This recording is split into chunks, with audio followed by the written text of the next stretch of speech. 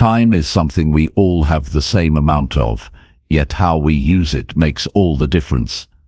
Successful people don't just work harder, they manage their time in a way that helps them stay focused, reduce stress, and make steady progress every day. If you've ever felt overwhelmed by your to-do list or wished there were more hours in a day, this is for you. In this script, you'll discover practical steps that will help you take control of your schedule. You'll learn how to plan your day with clear intentions, protect your mental space from distractions, and set boundaries that keep your energy strong. These aren't complicated tricks or quick fixes. They are real habits that successful people use every day to grow, stay motivated, and achieve their goals. Imagine waking up feeling calm because you know exactly what to do and when to do it. Picture finishing your day, knowing you've made progress on what truly matters. This is about more than just getting things done.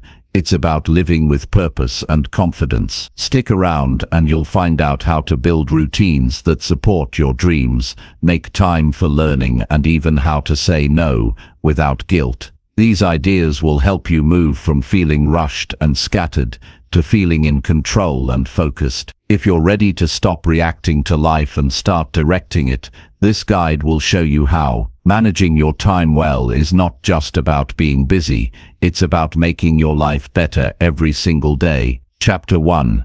Wake up early and own your quiet morning. Waking up early is not about becoming someone else.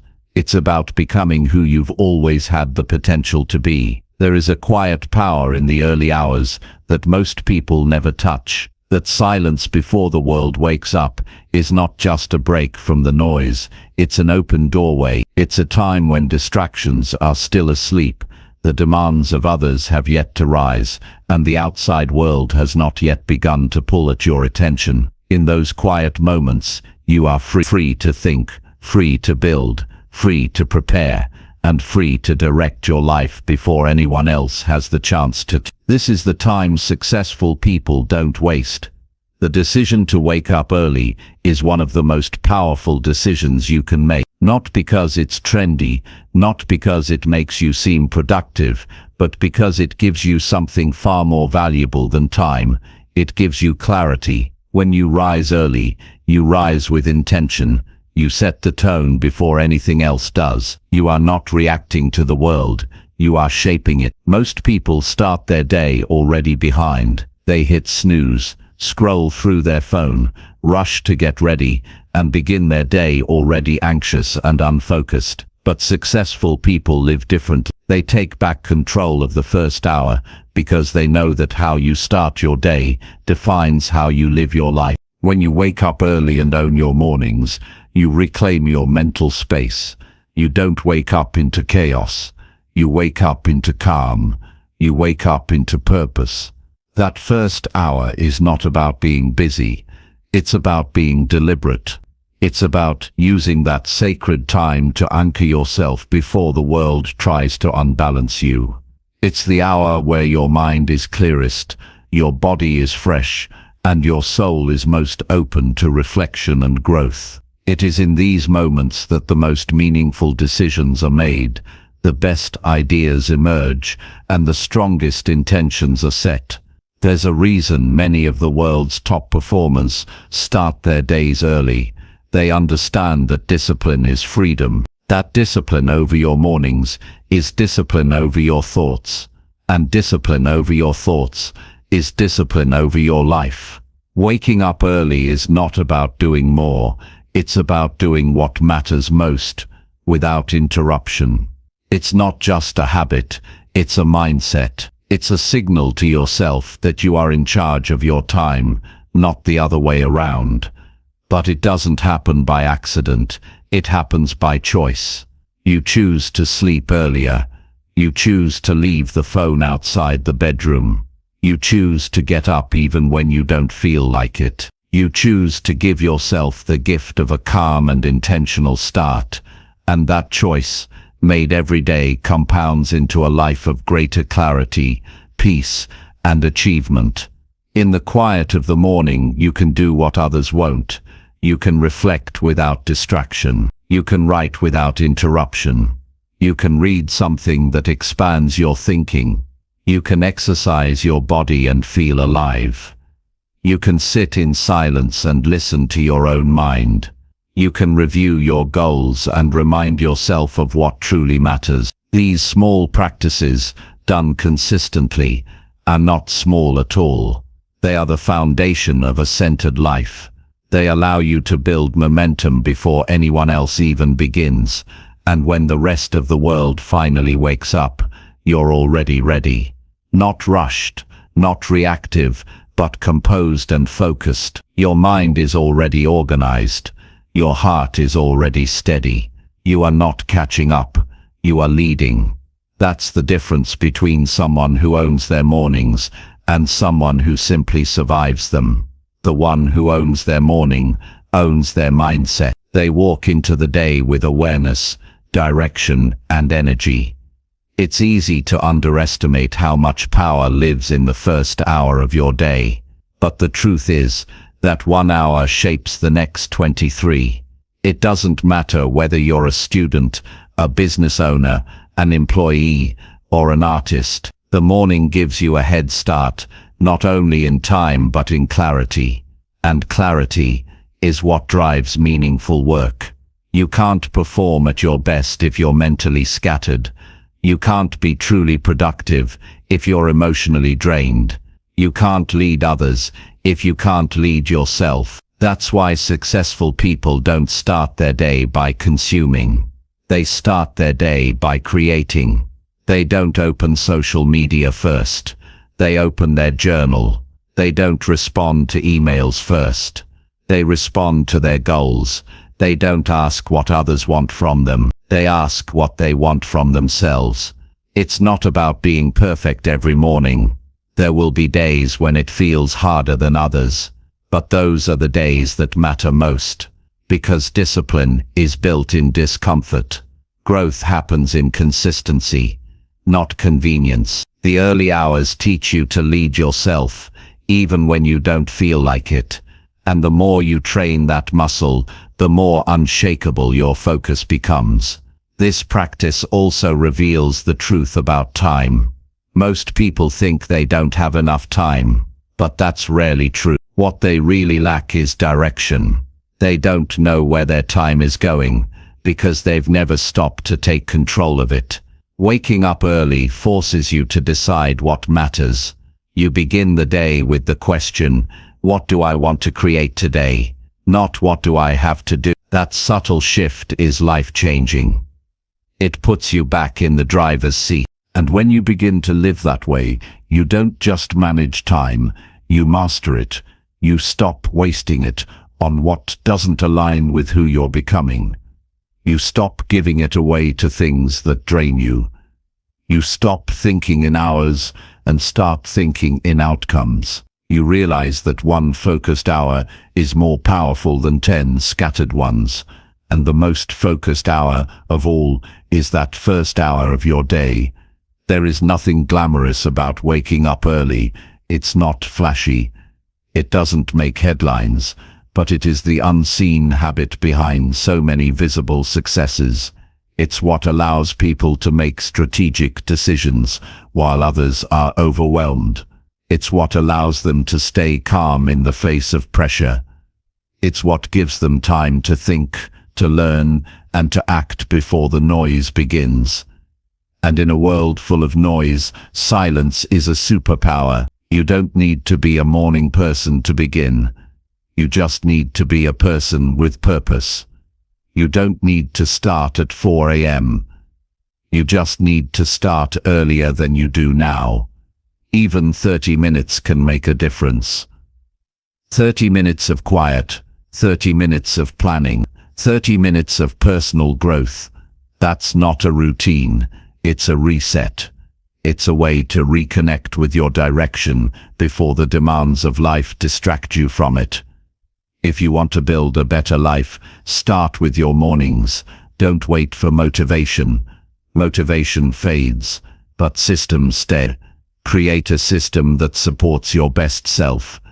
Wake up, drink water, stretch, sit in silence, write your goals, plan your top 3 tasks, and breathe.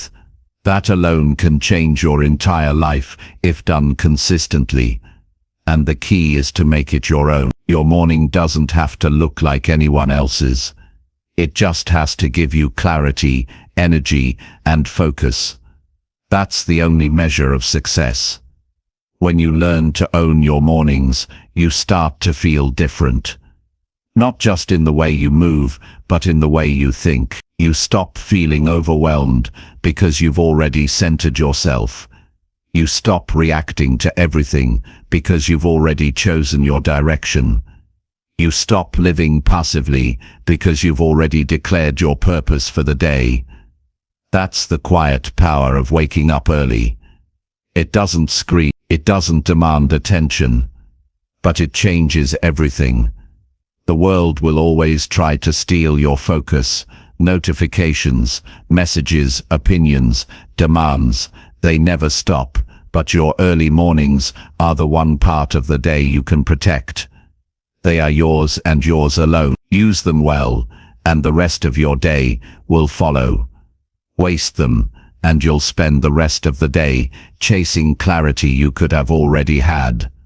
Success doesn't happen overnight. It happens every morning.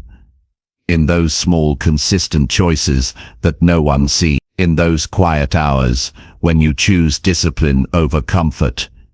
In those first moments of the day when you choose to lead yourself before the world pulls you in every direction. That's where real change begins. Not in dramatic events, but in the simple act of waking up with purpose. This is how successful people manage their time. Not through hacks, not through shortcuts, but through self-mastery.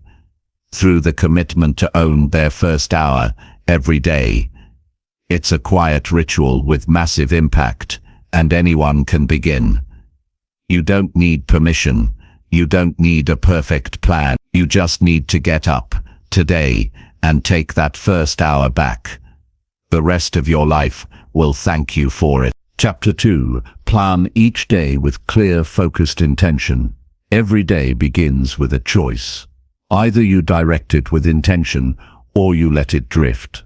You can either take control of your time or you let it be claimed by everything and everyone else. Successful people understand this deeply. They know that a productive day doesn't happen by luck. It happens by design. Planning your day with clear, focused intention is not just about writing a to-do list. It's about aligning your time with your values, your goals, and your highest priorities. It's about making sure your actions reflect your vision, not your mood or distractions. When you start your day without a plan, you are walking into uncertainty without a compass. You wake up and immediately become reactive. You respond to messages, deal with tasks that pop up, and handle whatever comes your way. But none of it is guided, none of it is deliberate.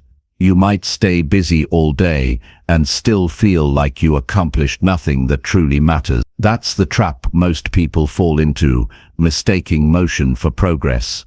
They spend their time doing, but they never stop to ask if what they're doing is meaningful. Successful people don't allow their days to slip by like that. They treat their time with seriousness. They treat each day like a chance to make progress in a direction they've chosen ahead of time. To plan your day with clear, focused intention, the first step is to get honest about what matters most. You must be willing to cut through the noise of urgency and focus on what moves your life forward.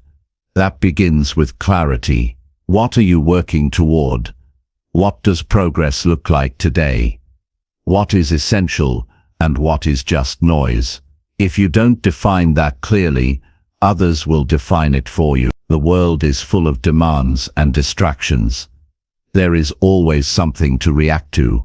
But when you're clear on what you want to accomplish, it becomes easier to say no to the things that don't belong in your day. One of the most powerful practices is setting your top 3 priorities before the day begins. This is not about listing everything you hope to get done. This is about deciding what few things, if completed, would make the day feel like a win. It might be a difficult conversation you need to have. It might be 2 hours of deep work on a meaningful project. It might be showing up fully for your family in the evening without your phone.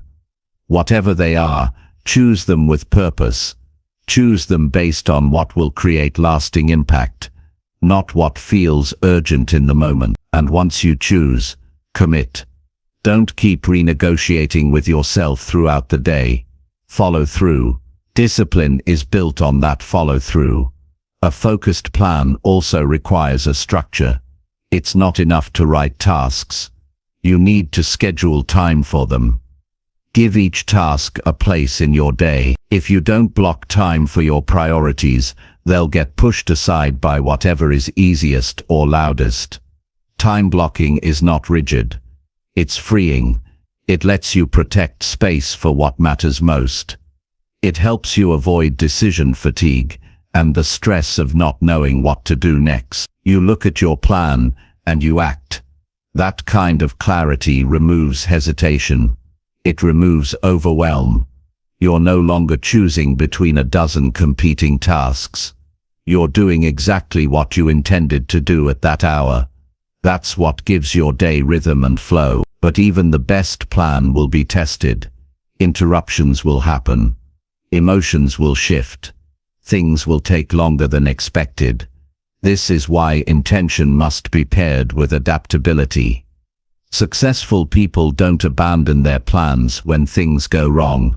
They adjust. They ask themselves, what's the most important thing I can do right now given what's changed? That kind of flexibility keeps you grounded. You're not thrown off by every change. You're able to pause, recalibrate, and keep moving forward. It's not about having a perfect day. It's about returning to your priorities as often as needed. Planning your day with intention also includes how you begin and end it. Mornings are the foundation. That's when you decide your focus. But evenings are your compass. That's when you review how you lived. Did your actions match your intentions? Did you protect your time or give it away without thinking? Did you move forward or simply stay busy? Reflecting on those questions at the end of the day helps you improve the next one. Without reflection, you can't grow. You keep repeating the same patterns, but with even a few quiet minutes at night, you gain insight. You see what worked, what didn't, and what needs to change. That's how daily planning becomes a long-term transformation. Another essential part of focused planning is knowing your energy patterns. Not every hour of the day is equal. You're not at your best all the time. There are hours when your mind is sharp and hours when it's not. Successful people plan their hardest work when they have the most energy. They don't waste their peak mental hours on emails or meetings. They protect those hours for deep work, for thinking, for problem solving. When you match your most important tasks to your strongest hours, your productivity multiplies. You're not working more. You're working smarter. Intention also means planning space for rest. A focused day is not a packed day. Filling every hour does not make you more effective. You need space to breathe, to think, to step back. Short breaks between tasks help you reset. They prevent mental fatigue. And at the end of the day, you need time to disconnect, to be present with the people you love, to enjoy your life, not just run through it. Without rest, even the best plan becomes a burden. You lose clarity. You lose energy. You burn out. That's why a truly intentional plan always includes renewal. It includes space to recover, to reflect, to enjoy the process of living. When you live this way, planning your day becomes more than a habit. It becomes a form of self-respect. You stop giving your time to things that don't deserve it. You stop saying yes to distractions just to feel busy. You stop waking up without direction and ending the day feeling like you drifted. Instead, you start each morning with clarity. You carry that clarity into your decisions. You use your time with care, and you finish the day knowing you gave your best to what matters most. This is what separates those who succeed from those who stay stuck. It's not talent, it's not luck, it's consistency. It's planning each day with the focus to move forward, even a little, even when things aren't perfect. That's how you build momentum. That's how you gain confidence. You prove to yourself that you can choose how you live. You don't wait for the right time. You make the time. You don't hope for progress. You plan for it.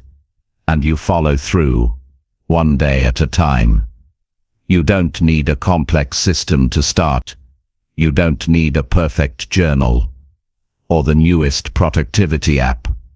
All you need is a quiet moment each morning, a pen, and a piece of paper.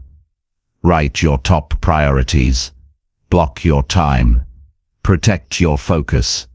Leave room to breathe. Reflect at night. Adjust tomorrow. Repeat. That's it. That's where real progress lives. Not in dramatic breakthroughs, but in the daily act of choosing what matters and making sure it happens. When you plan your day with intention, you are no longer just reacting to life.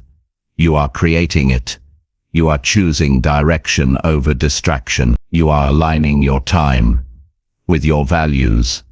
You are building a future with every decision you make today. That's not just a better way to live. It's the only way to live if you want to grow, to lead, and to succeed with clarity, purpose, and peace. Chapter 3. Eliminate distractions and protect your mental space. Focus is your greatest strength in a world that constantly pulls your attention in every direction. Distractions are not just inconvenient interruptions. They are the slow drain of your clarity, your time, and your ability to create meaningful progress. Every time your attention is broken, you don't just lose a moment, you lose your rhythm. You lose the connection to what you were building, what you were thinking, and what you were trying to become. The most successful people understand that focus is not something you're born with. It's something you protect.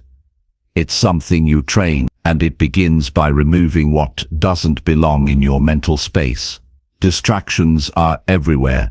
They come in the form of notifications, background noise, unnecessary conversations, multitasking, and even your own wandering thoughts. They disguise themselves as small things, things that seem harmless in the moment, but over time, they build up. They fracture your attention. They create stress. They make simple tasks take longer. They leave you feeling scattered, even after a full day of activity. This is why the decision to eliminate distractions is not just about productivity. It's about protecting your peace. It's about preserving your energy for what matters. You cannot do deep work when your mind is shallow. You cannot think clearly when you're being interrupted every few minutes. And you cannot live with purpose when your attention is controlled by everything around you. So the first step to reclaiming your mental space is to become aware of what's stealing it. Pay attention to the small things that interrupt your concentration. Notice how often you check your phone, how frequently you jump between tasks, how easily you let noise creep into your thoughts. Awareness is the starting point. Without it, you can't change what's happening. But once you see the patterns, you can begin to take control. Start by creating a physical environment that supports your focus. Your space shapes your mind more than you realize. If your surroundings are messy, your thinking becomes scattered. If your desk is full of distractions, your work becomes fragmented. Create a space that feels calm, clear and focused. Keep only what you need. Remove what pulls your attention. Make it easy to stay on task by designing a space where distractions don't live. Next, take control of your digital world. The devices we use are powerful tools, but only when we're in charge of them. If you leave your phone within reach and allow every message, alert and sound to interrupt you, you are giving away your mental clarity by choice. Turn off non-essential notifications. Keep your phone in another room when working. Use apps only when they serve your goals, not when they serve your urge to escape. The more intentional you are with your technology, the more powerful it becomes. Not as a source of noise, but as a tool for growth. You also need to master the discipline of single tasking. Doing one thing with full attention is becoming rare, but it is one of the most valuable skills you can build. When you give one task your full focus, you finish faster, with better quality, and with less stress. Multitasking feels productive, but it's an illusion. It splits your focus and makes your thinking shallow. You end up doing several things poorly instead of one thing well. Make the commitment to do one thing at a time. Whether it's writing, listening, learning, or solving a problem, give it your full mind. Let everything else wait. Mental space is not just about what you avoid. It's also about what you choose to allow in. The people you talk to, the content you consume, and the thoughts you entertain all shape the quality of your mind. Surround yourself with those who encourage growth. Limit your time with those who bring confusion or drama. Choose to listen to ideas that build you, not break your focus. Be intentional about what enters your mind. Not everything deserves your attention. Not every thought is helpful. Learn to filter. Learn to protect your energy. That is how you stay grounded in a world full of noise. Another powerful practice is creating time blocks for deep focus. Set aside time each day where you eliminate every possible distraction. No phone, no messages, no unnecessary tabs open, just you and your most important task. This is where the real breakthroughs happen. This is where you build momentum. When your mind is allowed to dive deep into a single challenge or idea, it begins to produce work that reflects your full potential. Without distraction, you don't just move faster, you move with clarity, you make better decisions.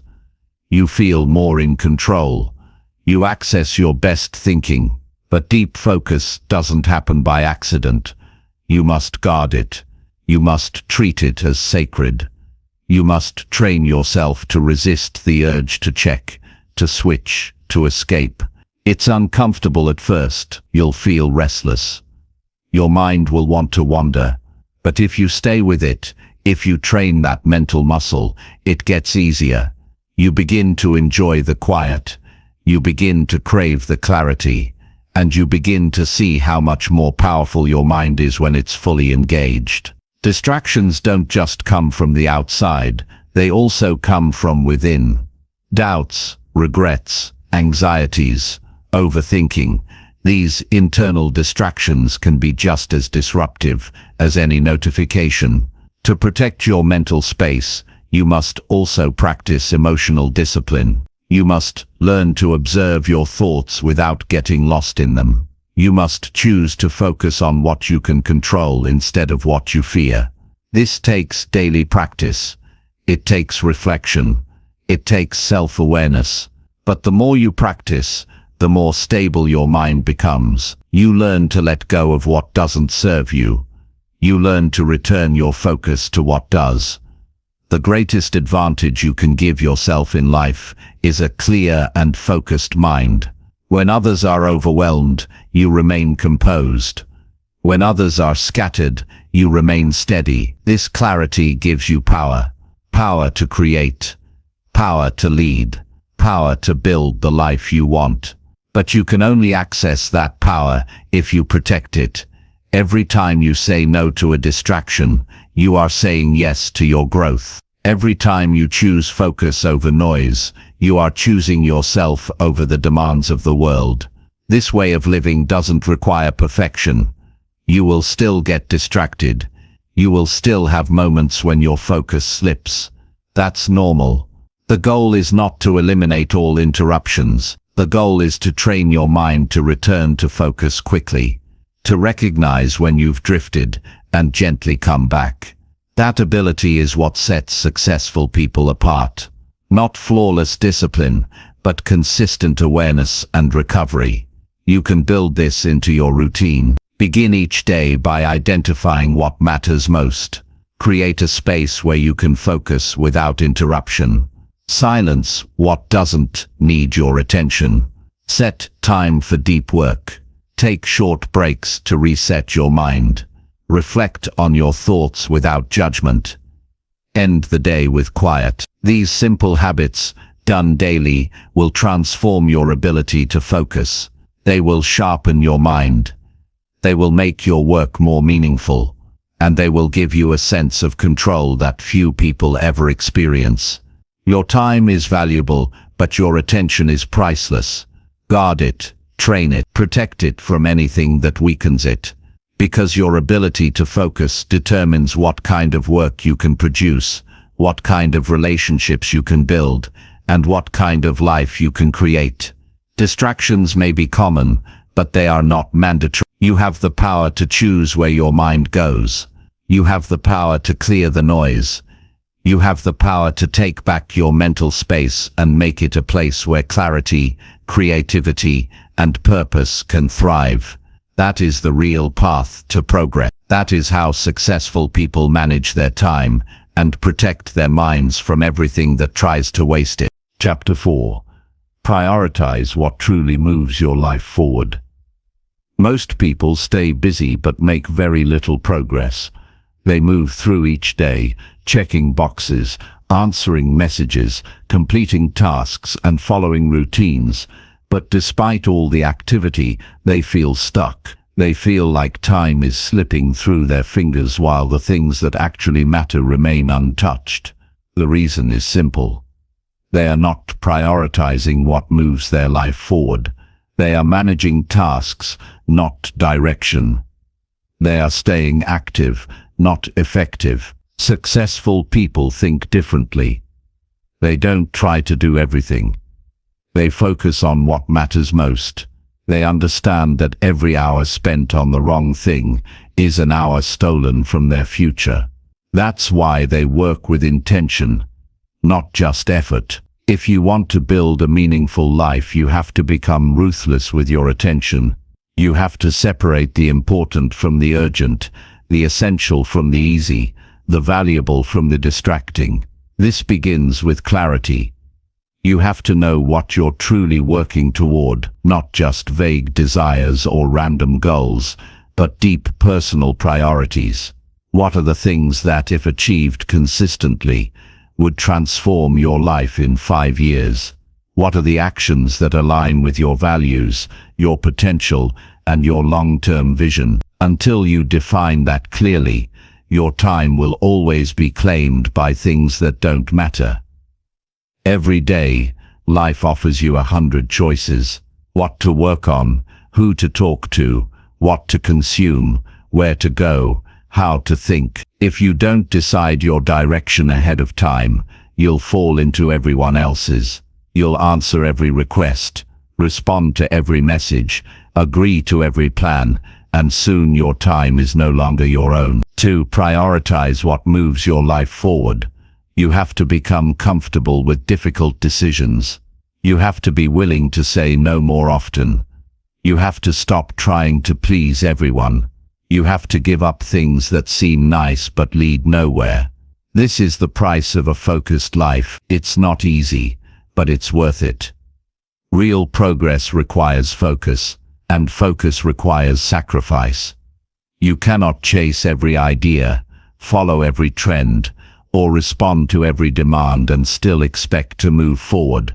The more you say yes to what's urgent, the more you say no to what's important. The more you say yes to what's comfortable, the more you say no to what's necessary. Every decision has a cost.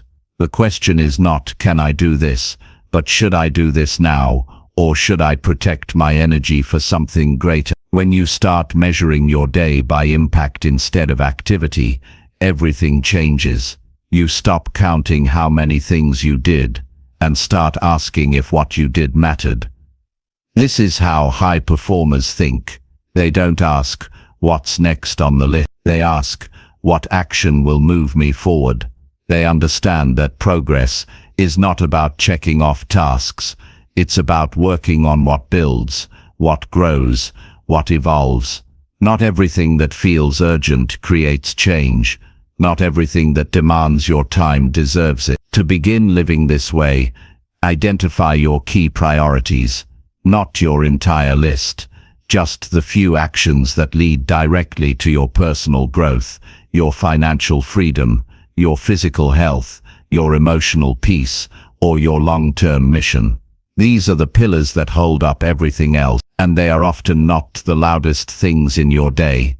They don't send notifications, they don't knock on your door, but if you ignore them, you feel it. You feel stuck, restless, unclear. That's the cost of ignoring what matters. The absence of progress slowly eats away at your confidence, and you start questioning your ability. Once you identify what matters most, the next step is to give it your best time. Don't leave it for the end of the day. Don't fit it in between distractions. Make space for it. Put it at the front of your schedule. This is a signal to yourself that your priorities matter more than your habits. Most people plan their day around everything else and try to fit their goals in afterward. That never works. The day fills up and the important things get pushed aside. But when you start with the meaningful work, you gain momentum, you build confidence, you protect your direction. You also have to be honest about what drains you.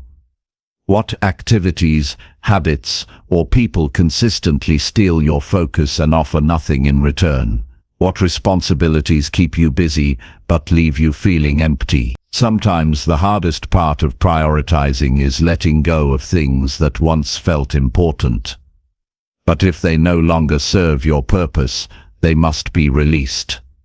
You are not obligated to carry old goals forever.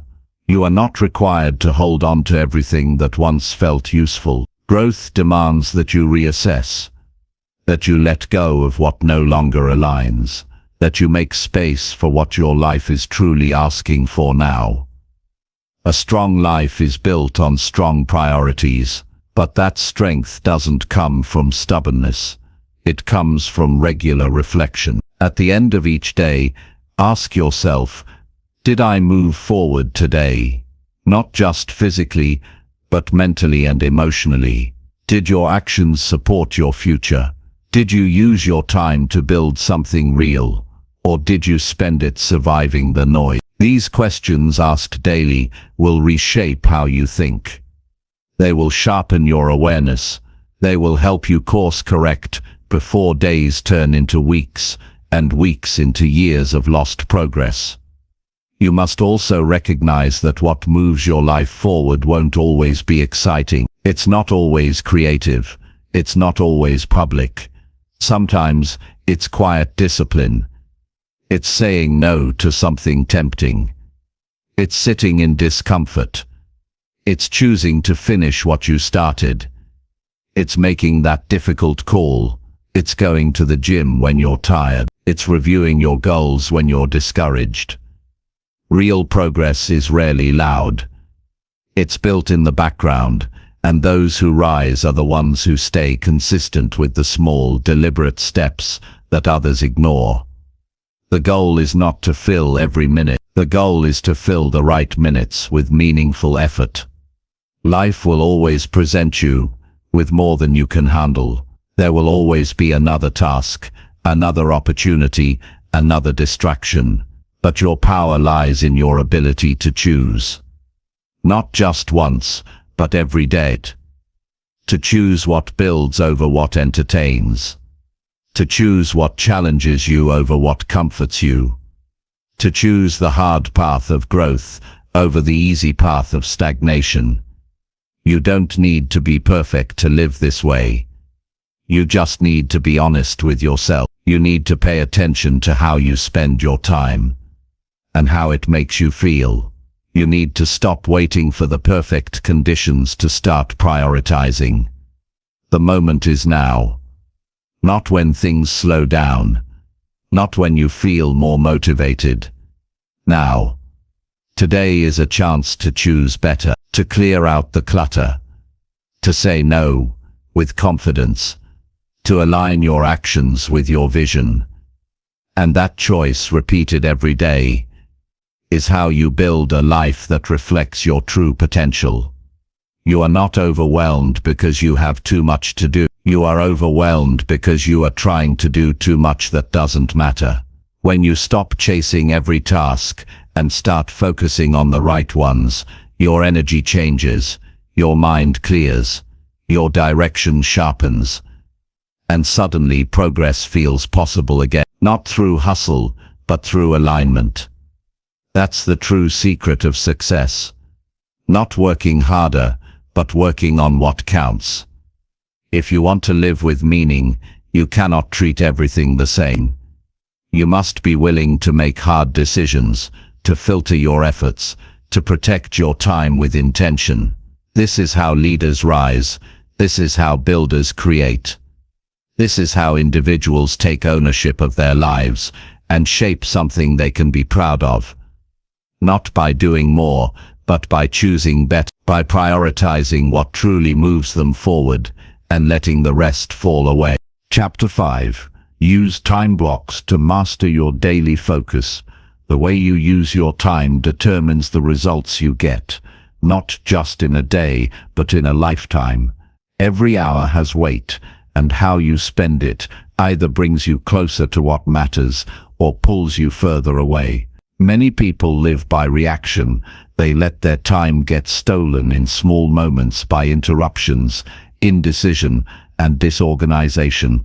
But successful people take full control of their day by using one of the most powerful tools available, time blocking. This simple approach turns vague intentions into structured action. It removes the guesswork, reduces stress, and builds a deep level of clarity. It doesn't require perfection, just commitment to focus. When you learn to block your time, you're no longer hoping for productivity, you're scheduling it. You're creating boundaries in your day that protect your energy and direct your attention exactly where it's needed. Time blocking is more than filling a calendar. It's about choosing your priorities in advance and giving them a fixed space where they can thrive without interference. Instead of leaving your important work to chance, you define a clear start and end time for every task that matters. Whether it's writing, thinking, problem-solving, exercising, learning, or resting, each part of your day has its own place. This gives your mind a sense of order.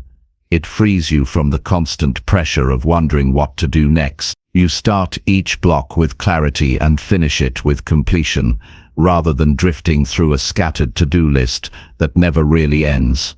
Most people feel overwhelmed, not because they have too much to do, but because everything they have to do is mixed together without structure. Work bleeds into rest.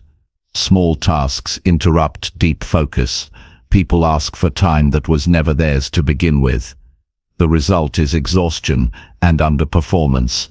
But when you block your time with intention, you separate your responsibilities into focused sessions. You reduce mental switching, which drains your energy.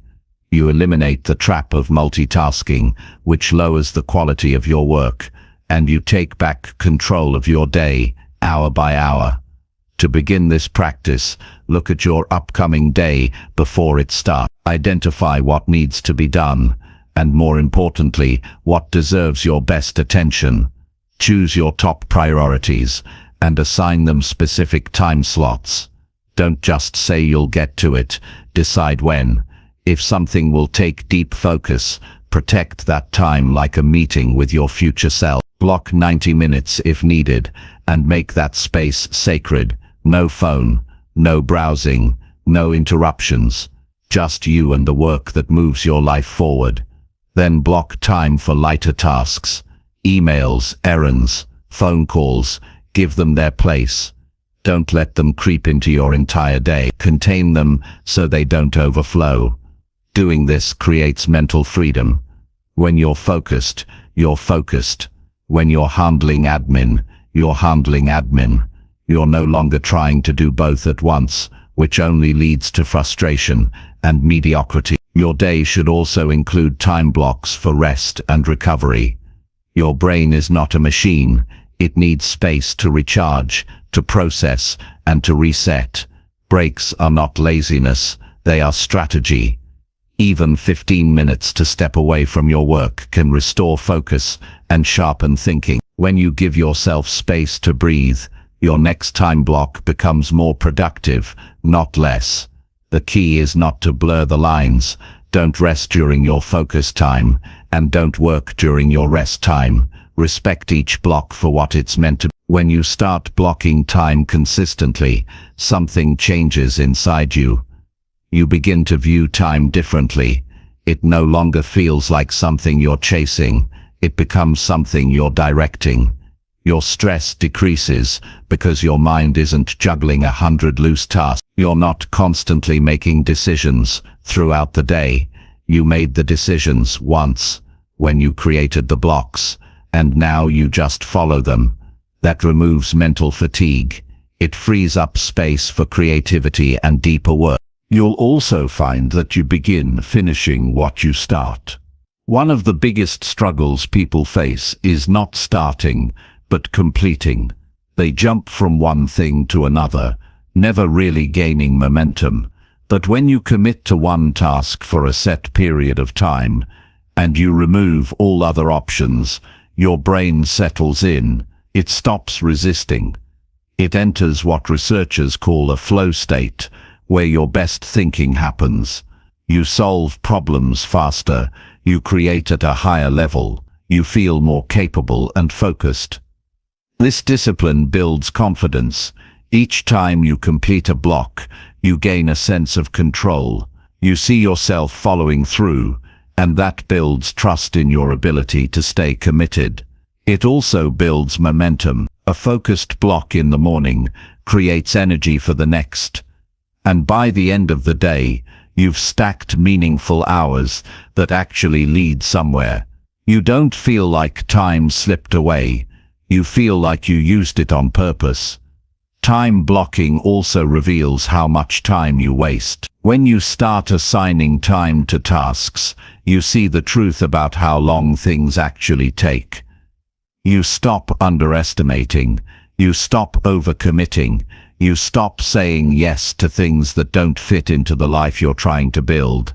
This creates sharper boundaries. It teaches you to protect your time not just from others, but from your own impulses. You learn to catch yourself before you drift into a distraction. You remember that every minute has weight, and you've already chosen how to use it. You don't need to schedule every second. That creates rigidity. Leave space for breathing, thinking, and living. But the blocks you do create should be intentional and honored. Over time, you'll find the rhythm that works for you. Maybe it's 90-minute blocks with short breaks. Maybe it's a focused morning followed by an open afternoon. Maybe it changes based on the day. The structure can evolve. What matters is that it serves your focus, not your habits. This practice also strengthens discipline. You begin to act based on your plan, not your feelings. You don't wait for motivation. You follow the block. Whether you feel ready or not, you begin, and once you begin, your mind catches up. This is how you train consistency. You don't leave your actions up to mood. You let your structure carry you, especially on the hard days. There will always be things that try to interrupt your blocks, unexpected requests, small urgencies, the temptation to check something quickly. But the power of this method is that it gives you a standard. You can ask, does this belong in my block, or can it wait? That one question helps you maintain focus. It protects your momentum, and if something must be handled, you adjust with intention, not panic. Eventually, time blocking becomes a lifestyle. You move through your day with awareness. You start treating your minutes like investments. You begin living by design, not by reaction. The stress of chaos fades. The guilt of unfinished work fades. What replaces them is confidence, clarity and calm. You know what you're doing and why you're doing it. You trust yourself to follow through, and you end each day knowing your time was used for something meaningful. Time is your most valuable resource. You can't buy more, you can't earn more, but you can use it better. Time blocking is the tool that makes this possible. It's simple, powerful, and completely within your control. You don't need more hours in the day. You need to protect the hours you already have. You need to focus with intention, act with discipline, and honor the space you've set aside for your growth. That's how you master your daily focus. That's how you build a life that reflects your highest potential. One block of time at a time. Chapter 6. Set boundaries and learn to say no respectfully. Your time and energy are your responsibility. If you don't guard them, someone else will spend them for you. The truth is, no one will protect your priorities more than you do. People will ask for your attention, your help, your availability, and if you're not careful, you will give more than you can afford.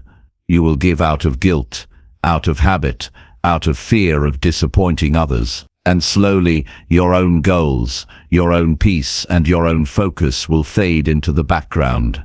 Setting boundaries is not about building walls. It's about building a life that respects your needs, your vision, and your limited capacity. It's about recognizing that you cannot do everything, be everywhere, and please everyone, and that's not only okay, it's necessary for growth. Learning to say no respectfully is one of the most powerful skills you can develop. Many people struggle with it. They say yes to things they don't have time for. They agree to requests that interrupt their plans. They commit to obligations that leave them drained and resentful. Why? Because they want to be kind. They want to avoid conflict. They want to feel like. But here's the truth. Saying yes when you mean no is not kindness. It's dishonesty. It's self-sacrifice. It's a slow erosion of your time and self-respect. When you learn to say no with clarity and grace, you honor both yourself and the other person. You create space for truth. You create space for what actually matters. Boundaries are decisions, not defenses. You're not shutting people out. You're choosing what gets your time and what doesn't.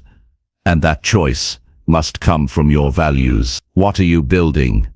What matters most right now? What kind of energy do you need to protect in order to become who you are meant to be? Without clear answers to those questions, your boundaries will collapse the moment someone else has a stronger opinion. You must be rooted in your purpose. That's what gives you the strength to say no without guilt, because you're not rejecting the person, you're respecting your path.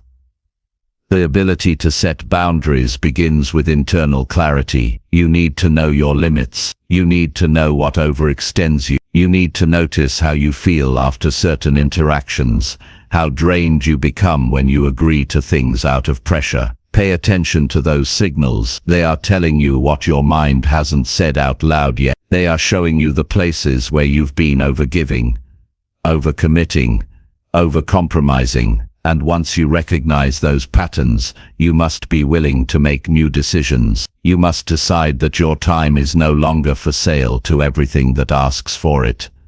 Start small. Practice saying no in low-pressure situations. Turn down an invitation that doesn't align with your goals. Decline a meeting that you're not required for.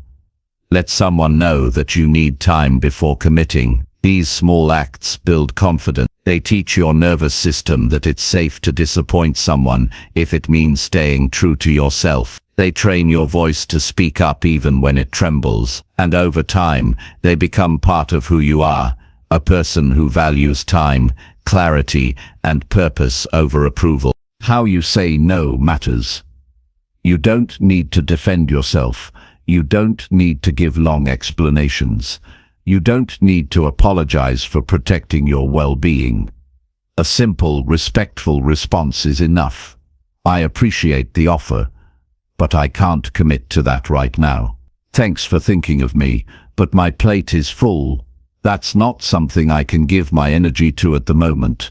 These responses are kind, clear, and firm. They communicate respect without surrendering your time. And if someone pushes back, that's a reflection of their expectations, not your boundaries. You are not responsible for their disappointment. You are responsible for your life. Some people won't understand your boundaries. Some will question them, challenge them, even resent them. That's part of the process.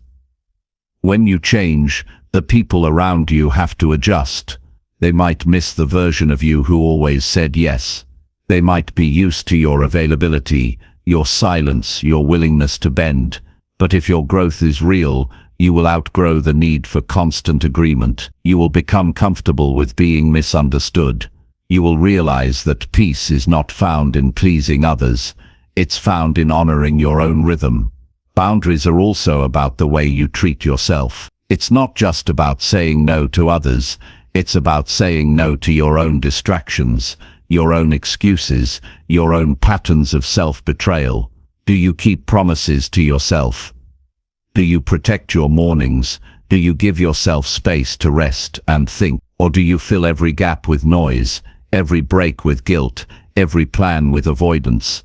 The way you protect your time when no one is watching reveals your true discipline, and that discipline is what shapes your future.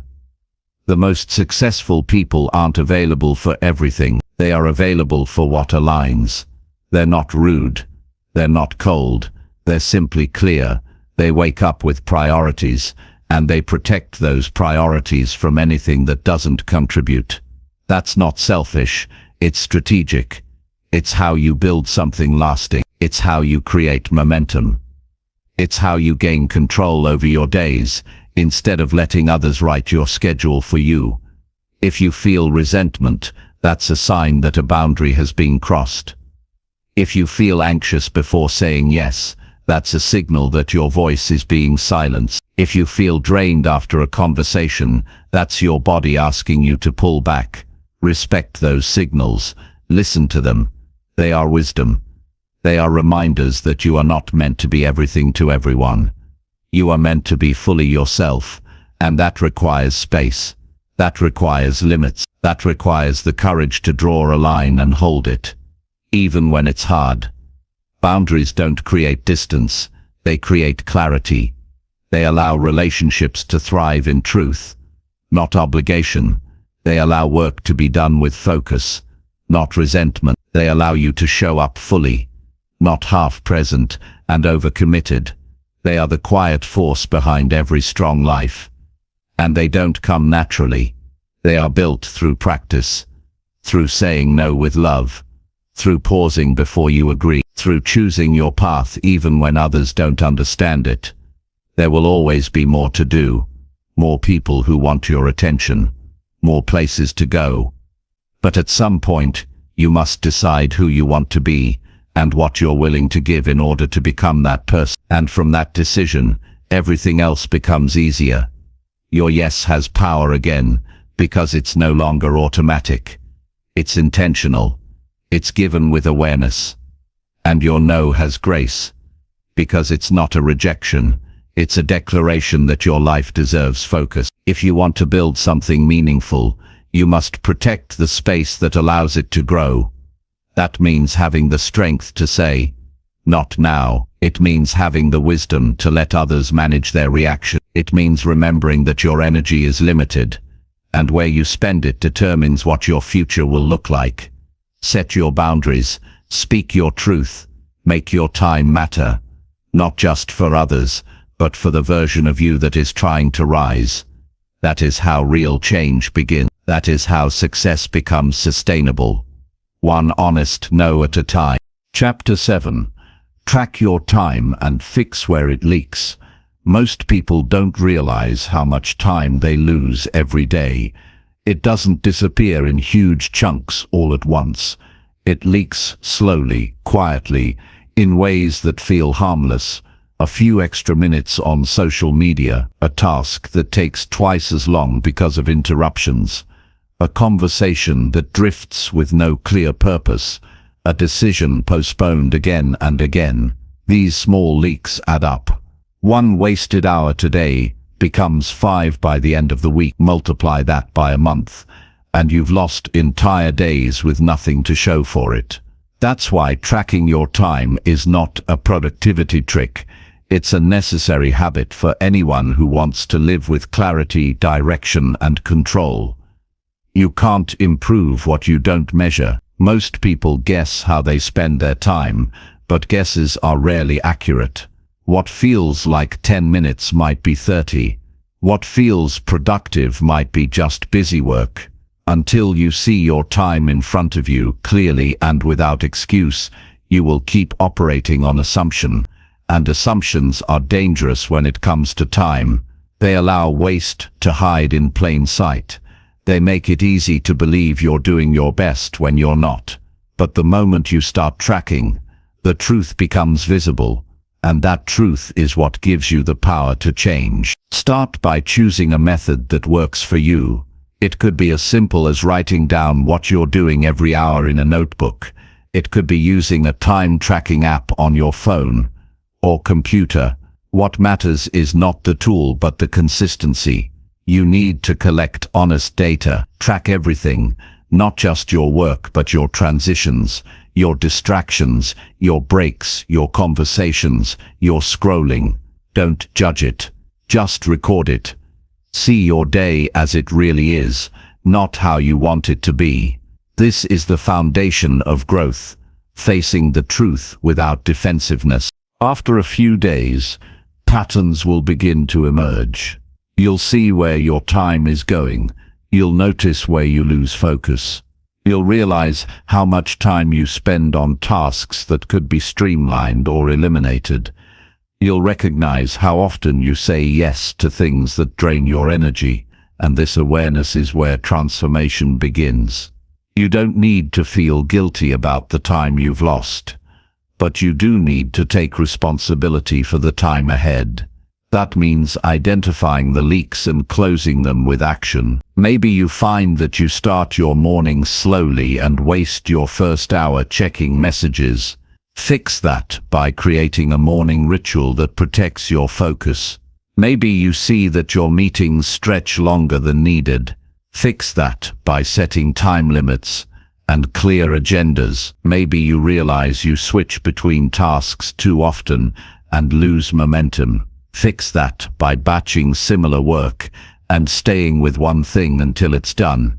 Each leak can be addressed if you're willing to be honest and intentional, but the longer you ignore them, the more they control your day. Time leaks also come from unclear goals.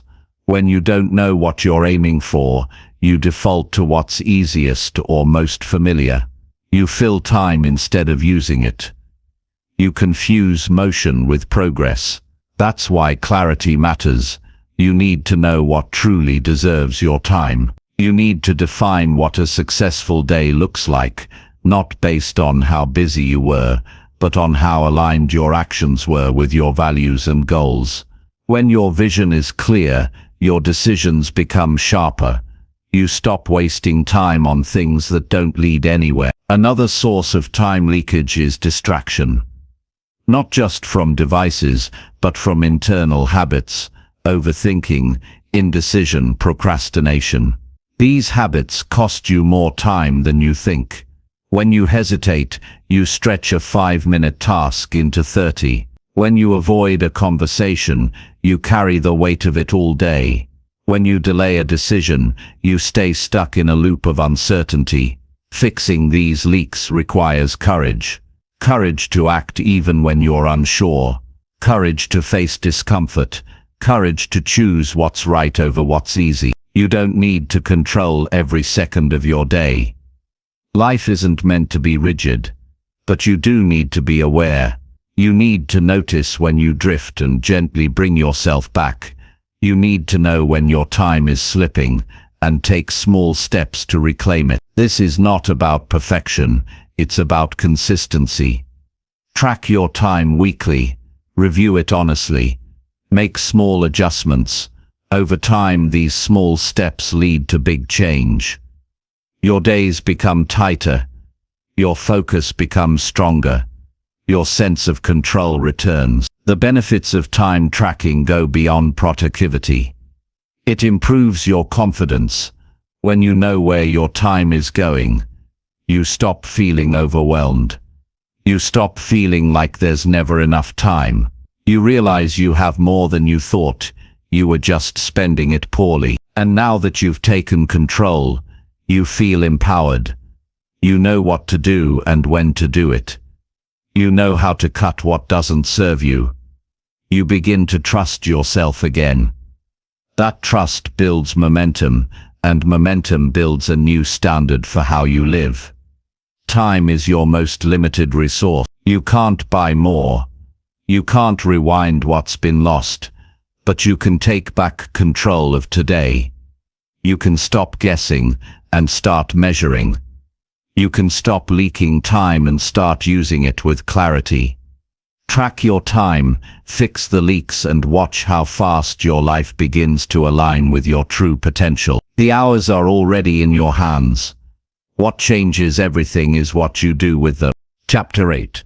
Build routines that support your biggest goals. Success doesn't happen because of big dramatic moments.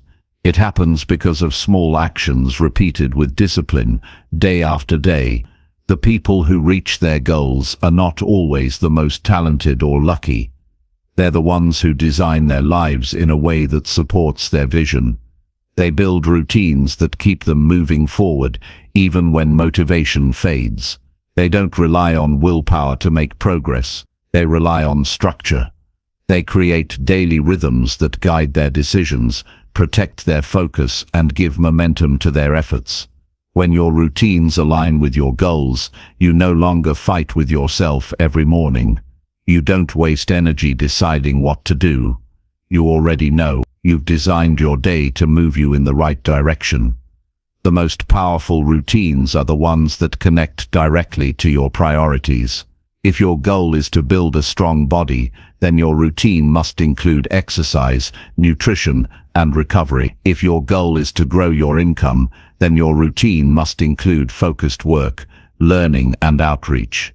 If your goal is to deepen your peace, then your routine must include reflection, stillness, and intentional boundary. Too often people have goals that exist in their minds, but not in their days.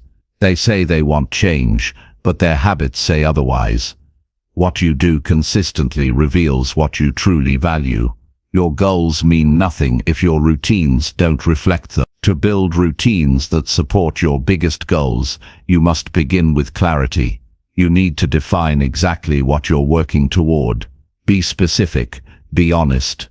What do you want to create? What kind of person do you want to become? Then reverse engineer your action. Ask yourself, what does someone who has already achieved this do daily? What do they focus on? What do they avoid? What decisions do they automate so their energy can stay focused on what matters? This gives you a blueprint, not just a list of tasks, but a system that supports your identity and direction. Start small. A powerful routine doesn't require a complete life overhaul. It starts with one block of time each day where you choose to act with purpose. Maybe it's the first hour of your morning. Maybe it's a lunch break you reclaim. Maybe it's the hour before bed that you've been wasting on screens. Choose one. Fill it with actions that align with your future, not your habits. Then protect it. This becomes the anchor for your day. The one part you control completely. Once that's in place, you can expand it. One focused hour becomes 2. One good decision becomes a chain reaction. Your routines must be realistic. Don't copy someone else's structure just because it looks impressive.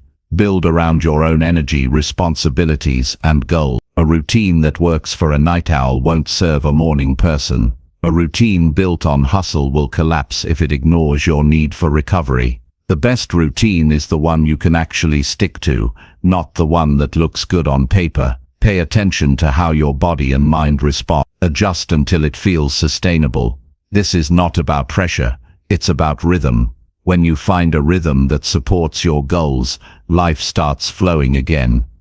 Eliminate friction. The easier you make it to start, the more likely you are to follow through. Lay out your workout clothes the night before. Set your journal where you'll see it. Turn off notifications during focus blocks. Prep your meals in advance. Remove the need to think, decide, or search. Let your environment support your discipline. Every obstacle you remove adds energy back into your day. Every trigger you design pulls you closer to your goal without needing constant motivation. Track your routine.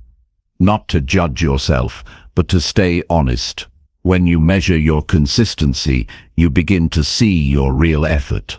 You catch yourself when you drift. You notice when one skipped step turns into a broken habit, and more importantly, you learn to self-correct before things unravel. A routine is not a prison. It's a support system. When it stops serving you, refine it. When it gets too loose, tighten it. Keep it alive. Keep it responsive. Keep it aligned with your season of life. Build routines that energize you, not just challenge you. Your routine should not leave you drained. It should leave you proud. Start with actions that build momentum, not resistance. If the first thing you do each day is something that brings clarity, peace, or progress, then the rest of your day carries that momentum. Stack your habits. Link new routines to existing ones. If you already make coffee each morning, use that moment to read a page, review a goal, or take a breath. Attach intention to the things you already do, and suddenly your day becomes filled with small wins. Protect your routines fiercely. Distractions will try to steal them. Emergencies will try to replace them. People will not always understand them. That's okay. You are not building your life around what's convenient for others. You're building your life around what's required for your growth. That takes strength. That takes discipline. That takes the courage to hold your structure even when it's easier to give in. Every time you choose your routine over chaos, you strengthen your future. Avoid perfection. Routines are not about doing everything right. They're about returning to the structure even when you fall off. Missed a day, come back tomorrow. Lost focus for a week, restart. Progress is not about never slipping. It's about shortening the time between the slip and the return. Your ability to return is what builds consistency, and consistency is what separates those who dream from those who build.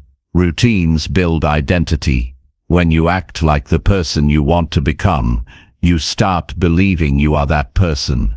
When you show up every day, even when it's hard, even when no one is watching, you begin to trust yourself. That trust builds self-respect. That self-respect changes how you carry yourself, and that change influences every decision you make. You no longer question your path. You're walking it with intention. There will be seasons where your routine must adapt. That's natural. Life changes. Your energy shifts. Your priorities evolve. But the habit of designing your days remains. You don't stop. You adjust. You don't abandon your structure. You reshape it to fit your new goals. This flexibility keeps you from breaking. It keeps you moving forward through uncertainty, transition, and growth. Your goals are only as strong as the systems that support them. You can have the clearest vision, the boldest ambition, the deepest desire, but if your days are filled with randomness, distractions, and repeated excuses, none of it will come to life. Your routine is the bridge between your current self and your future self. It is the structure that turns intention into action and action into transformation. Build it with care, rebuild it when needed, and protect it like your life depends on it, because the life you want truly does. Chapter 9. Reflect every evening to sharpen your direction. Your day does not truly end when you stop working or when the sun goes down. It ends when you sit quietly with yourself and ask what it all meant. Without this pause, days blur into each other. You wake up, do things, check boxes, meet expectations, and yet something feels missing. That missing piece is reflection. It's the simple but powerful habit of looking back so you can move forward with greater clarity. Every evening is an opportunity to gain perspective, to understand what worked, what didn't, and why, to catch the small wins you might have overlooked, to acknowledge the mistakes without judgment, to ask if you're still walking in the direction you claim to want. If you skip this habit, you keep repeating the same patterns. But if you practice it daily, you sharpen your sense of purpose and steer your life with intention. Reflection is not about guilt or regret. It's about awareness. It's a quiet conversation with yourself that says, "This was my day. What did I do with it?" And you listen, honestly, not to beat yourself up, not to glorify your effort, but to see yourself clearly. In that clarity, you grow. You make adjustments. You catch yourself drifting. You remember why you started. You reconnect with your deeper goals and values. And the next day, you move with more precision, because you're not acting out of habit. You're acting from insight. This process does not take hours. It takes presence. Just a few minutes of intentional reflection each night can create powerful shifts in your mindset. Sit down somewhere quiet, put your phone away, breathe, ask yourself direct questions. What did I do today that moved me forward? Where did I waste time or energy? How did I respond to challenges or distractions? Did I show up as the person I want to become? These questions aren't always easy, but they are necessary. They pull truth to the surface. They help you see where you're improving and where you're avoiding. They build the discipline of honesty. Over time, evening reflection becomes a mental reset. You release the tension of the day. You stop carrying unfinished thoughts into your rest. You give yourself closure. This helps your sleep. Your brain doesn't stay tangled in unresolved decisions or scattered plans. You've acknowledged what matters. You've chosen what to carry and what to leave behind. This mental cleanup prepares your mind for deeper rest and stronger focus the next day. When you wake up, you don't start in a rush. You start clear. Use this time to track consistency, not perfection. Did you follow through on your commitments? Did you protect the time blocks you created? Did you honor your priorities? Or did you react to noise? These questions keep you accountable. They don't punish you. They bring your attention back to what you said matters. And if you drifted, that's okay. The power is in noticing, not judging. Once you see the drift, you can correct it. This is how growth happens. Small adjustments made over time through regular, honest check-in. Reflection also strengthens your self-awareness. You begin to notice emotional patterns, how certain situations affect your mood, how certain people impact your energy, how your inner voice responds to failure or praise. This kind of awareness is rare. Most people live disconnected from themselves. They feel things, but they don't examine them. They react, but they don't reflect. As a result, they keep reliving the same experiences without learning. But when you reflect consistently, you begin to notice patterns early. You see where your triggers live. You see which habits pull you down. You see where you need to grow. And you start to change not by force, but by understanding. Each night is also a chance to recognize what went well. Your mind is wired to remember what you didn't do, what you forgot, what you could have done better. But progress also lives in the small wins, completing a task you avoided, choosing rest over burnout, saying no to something misaligned. These victories deserve your attention. They build your confidence. They remind you that change is happening, even if it's not dramatic. And when you see your progress clearly, you stay motivated to keep going. Write it down. Don't just think it, record it. A journal creates space between your thoughts and your emotions. It turns a busy mind into a focused one. You don't need pages of writing, just a few lines. What worked, what didn't, what to adjust. This written record becomes a personal guide. Over weeks and months, you'll look back and see how far you've come. You'll notice which patterns you've broken. You'll see how your thinking has matured. This creates momentum. It proves to you that your efforts are not invisible. They're building something solid. Evening reflection also creates emotional balance.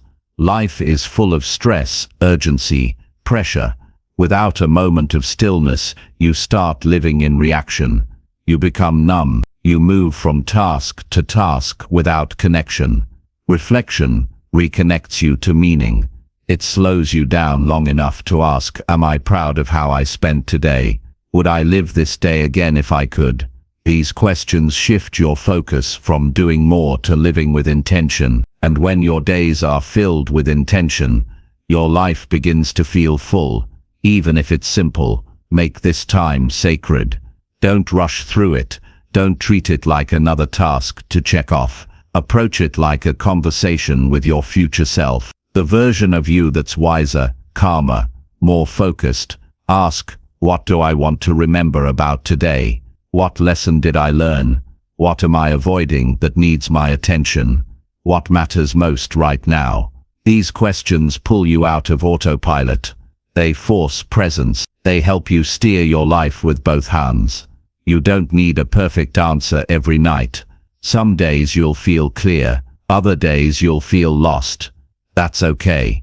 The power is not in having the answers. It's in showing up to ask the questions.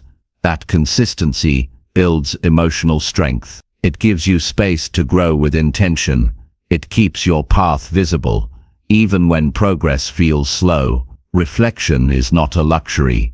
It's a necessity. In a world that moves fast and praises busyness, the habit of slowing down and looking inward becomes a form of resistance. It's how you keep your soul awake. It's how you avoid drifting away from what you care about. It's how you course correct before you crash. Successful people don't just move forward, they move forward with awareness. They know where they've been, they understand where they are, and they choose where they're going. Every evening gives you a chance to sharpen your direction, not with pressure, but with purpose, not with judgment, but with clarity. Sit with your day, look at it with honest eyes, celebrate what deserves to be celebrated, change what needs to be changed, and carry only what helps you grow. When you live like this day by day, you don't need to chase the future, you shape it, one reflection at a time. Chapter 10. Break big tasks into clear, simple, small actions. One of the biggest reasons people feel stuck is because the task ahead looks too large. It feels overwhelming, so they freeze.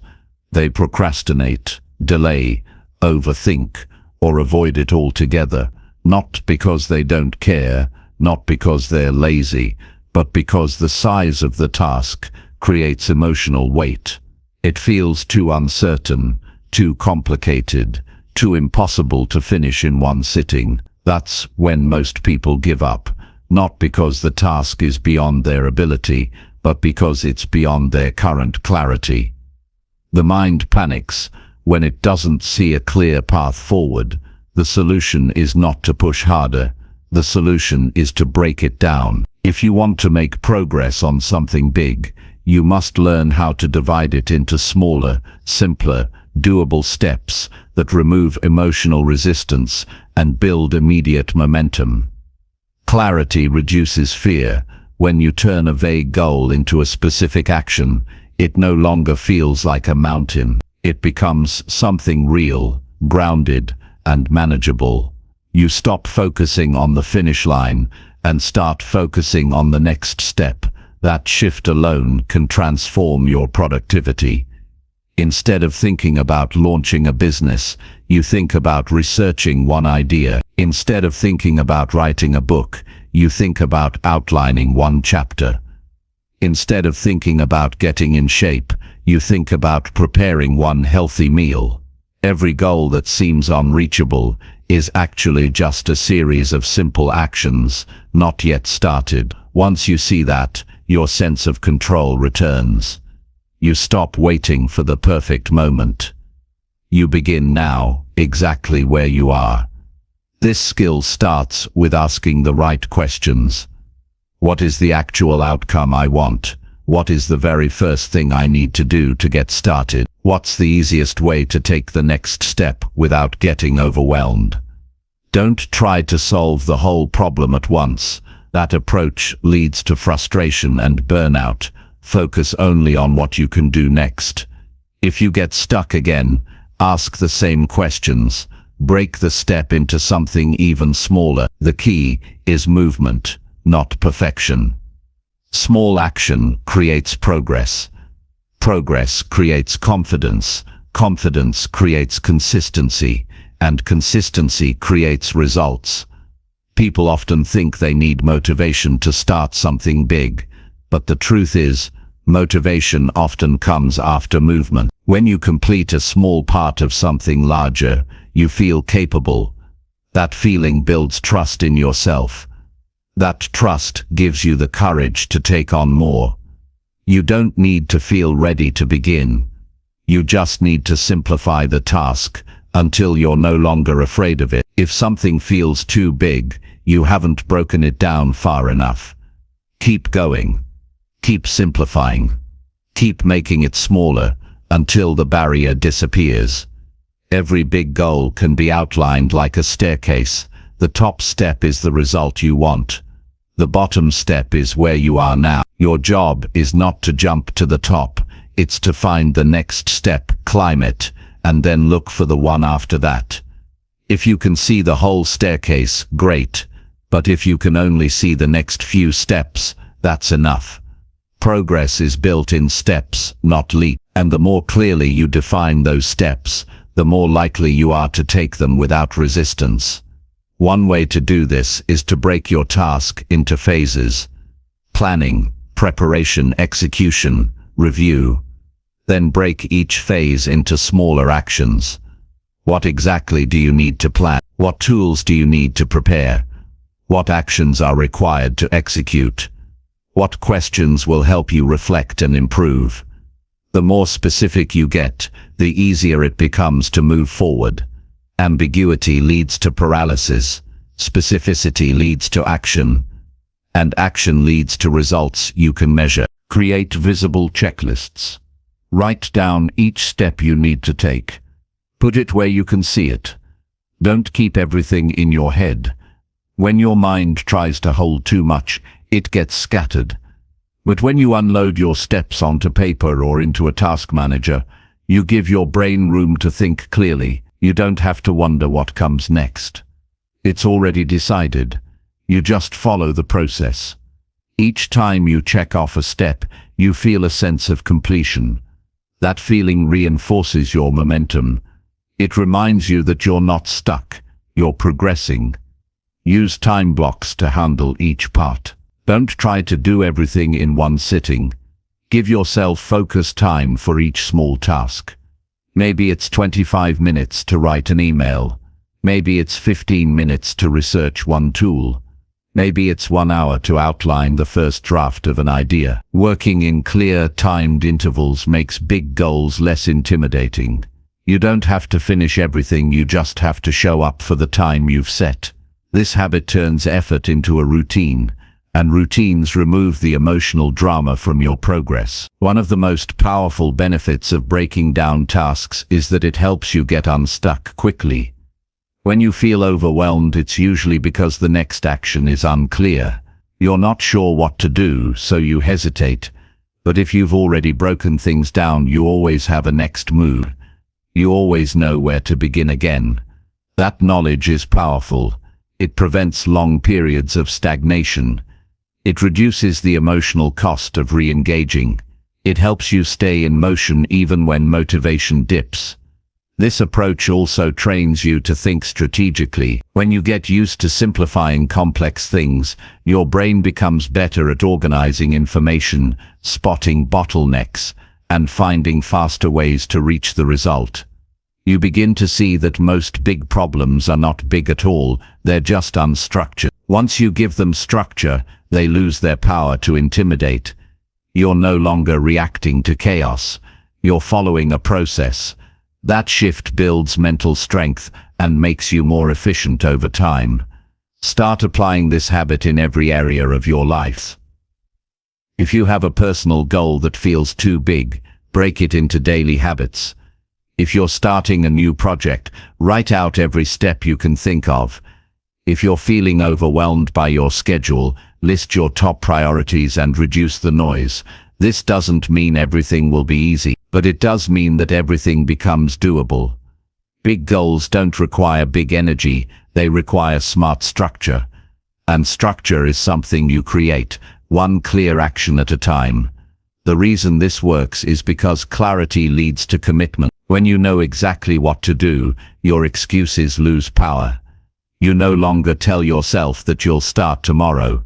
You start today because there's no confusion. Confusion creates delay. Clarity creates discipline. And that discipline is what leads you to results, not someday but now. The gap between where you are and where you want to be is not filled by wishing or waiting. It's filled by action. And action becomes easier when it's broken down into pieces you can understand, schedule, and complete. Big tasks are only scary when you view them as one massive block of effort. But once you divide them into smaller pieces, you start to see how achievable they really are. You don't need more hours in the day. You need a better way to use the hours you already have. Every big success you admire is built on this simple principle. The people who finish what they start, the ones who seem focused and unstoppable, they don't have more discipline than you. They've just learned to turn goals into daily steps. They act on what they can control today instead of waiting for perfect circumstances. That's how they move forward, consistently, patiently, and with clarity. If you want to finish what you start, learn to break things down. Don't just stare at the mountain. Look for the first rock you can climb, then climb the next one, and then the next. That's how things get built. That's how dreams become real. One simple, clear action at a time. Chapter 11. Stay present and do one task with care. In today's world, distractions are everywhere. The constant ping of notifications, the pull of multitasking, the urge to check several things at once. These habits pull your attention in multiple directions and leave your mind scattered. It's no wonder so many people feel overwhelmed and exhausted by the end of the day.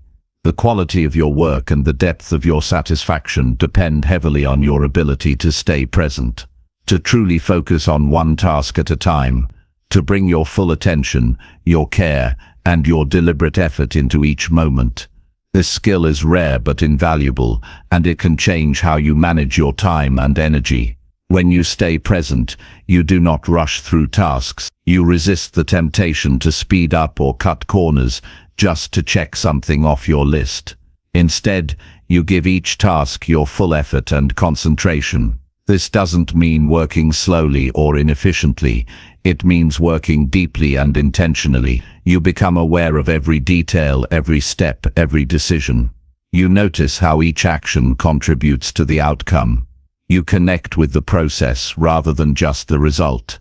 This approach leads to higher quality work, fewer mistakes, and greater satisfaction. It's a way to honor your time and your capabilities. Doing one task with care also reduces mental fatigue. When your attention is split among several things, your brain has to constantly switch gears. This shifting costs energy and reduces focus. Your mind becomes tired faster and your work suffers. But when you commit to one task, your brain stays engaged in a flow. You use your mental resources more efficiently. You finish tasks faster and with better results. You end your work feeling accomplished, not drained. This is not just about productivity, it's about protecting your mental space and preserving your energy. This habit also cultivates mindfulness. Mindfulness is the practice of being fully aware of what you're doing, how you're feeling, and what's happening around you. It's a powerful tool against distraction and stress. When you focus on one task with care, you practice mindfulness naturally. You observe your thoughts without judgment. You notice when your mind wants to wander and gently bring it back. Over time, this strengthens your ability to concentrate and stay calm under pressure. You develop resilience to the constant noise of modern life. To cultivate this skill, start by choosing your most important task for the day. Don't start with easy or low-value work just because it feels comfortable. Start with the task that matters most. Clear your workspace of distractions, turn off notifications, close unrelated tabs or apps. Set a timer if that helps. Give yourself permission to focus fully for a set period. During this time, commit to doing only that one task. If your mind wanders, acknowledge it and return your attention gently but firmly. This practice takes effort, but it becomes easier with repetition. Break your work into manageable chunks that fit your attention span. Trying to focus for hours without breaks is unrealistic. Instead, work in focused intervals of 25 to 60 minutes, followed by a short break. This approach maintains your energy and keeps your mind fresh. During the focused interval, do only the chosen task. During the break, rest or do something unrelated to work. This cycle creates a rhythm that supports deep concentration and sustained effort. Pay attention to the quality of your work, not just the quantity. Ask yourself, am I doing this task well or just quickly? Am I making thoughtful decisions or rushing through? Am I present with this moment or distracted by future worries? When you answer these honestly, you begin to see how your mindset affects your output. Careful, present work builds pride and confidence. It builds habits that compound over time. When you consistently bring your best to each task, you lay the foundation for success. Stay patient with yourself as you develop this habit. The impulse to multitask or speed through work is strong.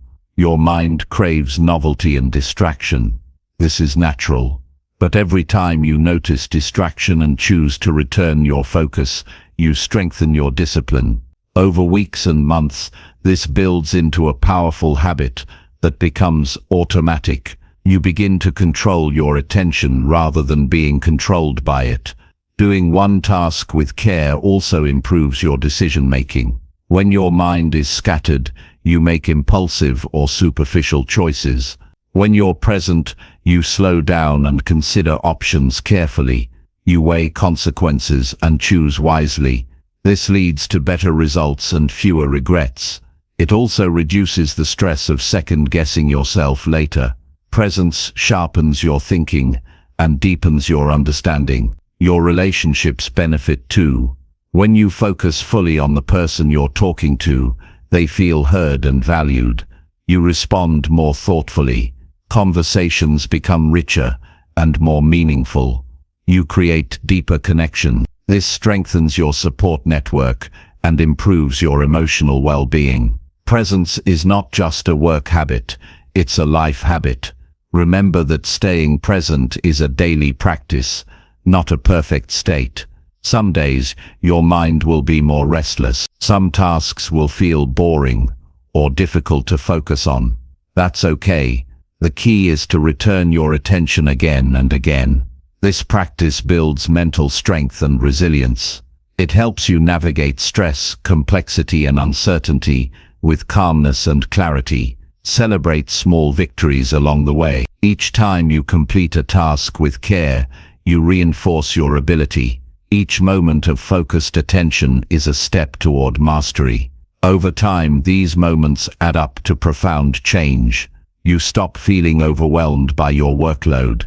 You start feeling in control of your time and energy. You create work that matters and lives that feel meaningful.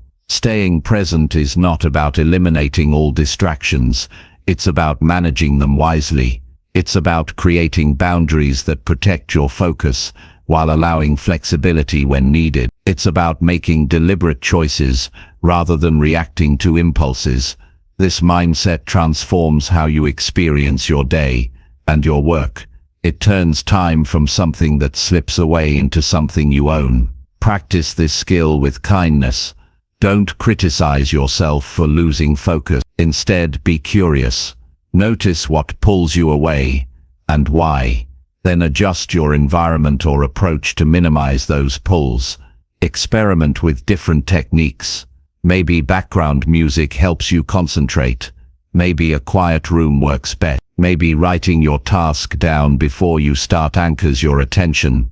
Find what works for you and build on it. In a world full of distractions, your ability to stay present and do one task with care is a superpower. It frees you from overwhelm, sharpens your mind, and deepens your satisfaction. It makes your time count because you give it your full self.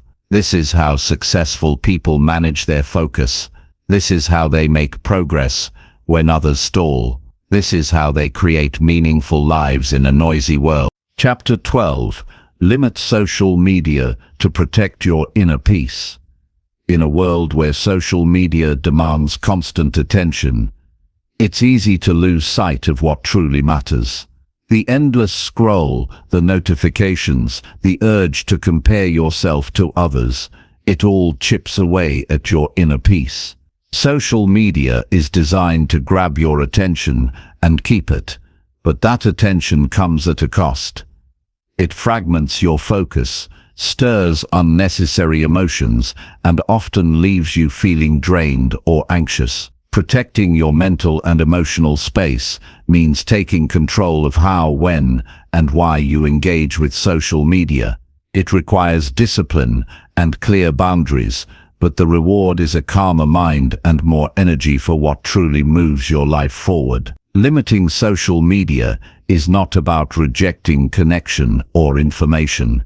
It's about choosing quality over quantity, presence over distraction. Every minute you spend mindlessly scrolling is a minute you lose from your real goals, relationships, and peace of mind. This habit often creeps in unnoticed, filling gaps between tasks or waiting moments. Before you know it, entire hours disappear into a feed that rarely serves your purpose. The key is awareness, recognizing how much time you spend and what effect it has on your mood and productivity. When you become aware, you gain power to make changes. Start by tracking your usage honestly. Many people underestimate how much time they spend on social media. Use built-in screen time apps or third-party tools to get a clear picture. Seeing the numbers can be eye-opening. It shows how often you open apps, how long you stay, and what times of day you're most vulnerable to distraction. This data is the first step to taking control. It gives you a baseline from which to improve, not a reason to feel guilty. Once you know your patterns, set clear limits. Decide how much time you want to spend daily or weekly, and stick to it. This might mean cutting your social media use by half or more. Use timers or app restrictions to enforce these limits. Don't leave it to willpower alone. It's too easy to slip back. Make the limits non-negotiable parts of your routine, just like exercise or work blocks. This creates structure that protects your time and energy. Create social media-free zones in your day. For example, avoid social media first thing in the morning or right before bed. These times are crucial for setting your mindset and calming your brain for rest. Starting your day with social media often puts you in a reactive mode, responding to other people's priorities instead of your own. Ending your day with it can make it harder to sleep and leave you with unresolved emotions. Instead, use these moments for reflection, planning, or rest. Protecting these times preserves your mental clarity and emotional balance. Be selective about what and who you follow. Your feed shapes your thoughts and feelings. If it's filled with negativity, conflict, or constant comparison, it will erode your peace. Curate your social media intentionally. Follow accounts that inspire, educate, or uplift you. Unfollow or mute accounts that drain your energy or distract from your goals. This conscious curation transforms your feed from a chaotic noise to a meaningful resource. It turns social media from a time sink into a tool for growth. Practice mindful consumption. Before you open an app, ask yourself, why am I doing this? What do I hope to gain? Is this helping me or hurting me? Mindless scrolling happens when you act without purpose. Mindful use happens when you stay aware of your intention and feelings. If you notice negative emotions rising, take a break or log off. Don't wait until you're overwhelmed. Catch it early. This habit protects your emotional well-being and keeps social media a positive force. Replace social media time with nourishing activities. When you reduce social media, you create gaps in your schedule. Fill those gaps with actions that build your goals and peace. Read a book, take a walk, practice meditation, connect face-to-face with others, or work on a project you care about. These choices restore your energy and align with your purpose.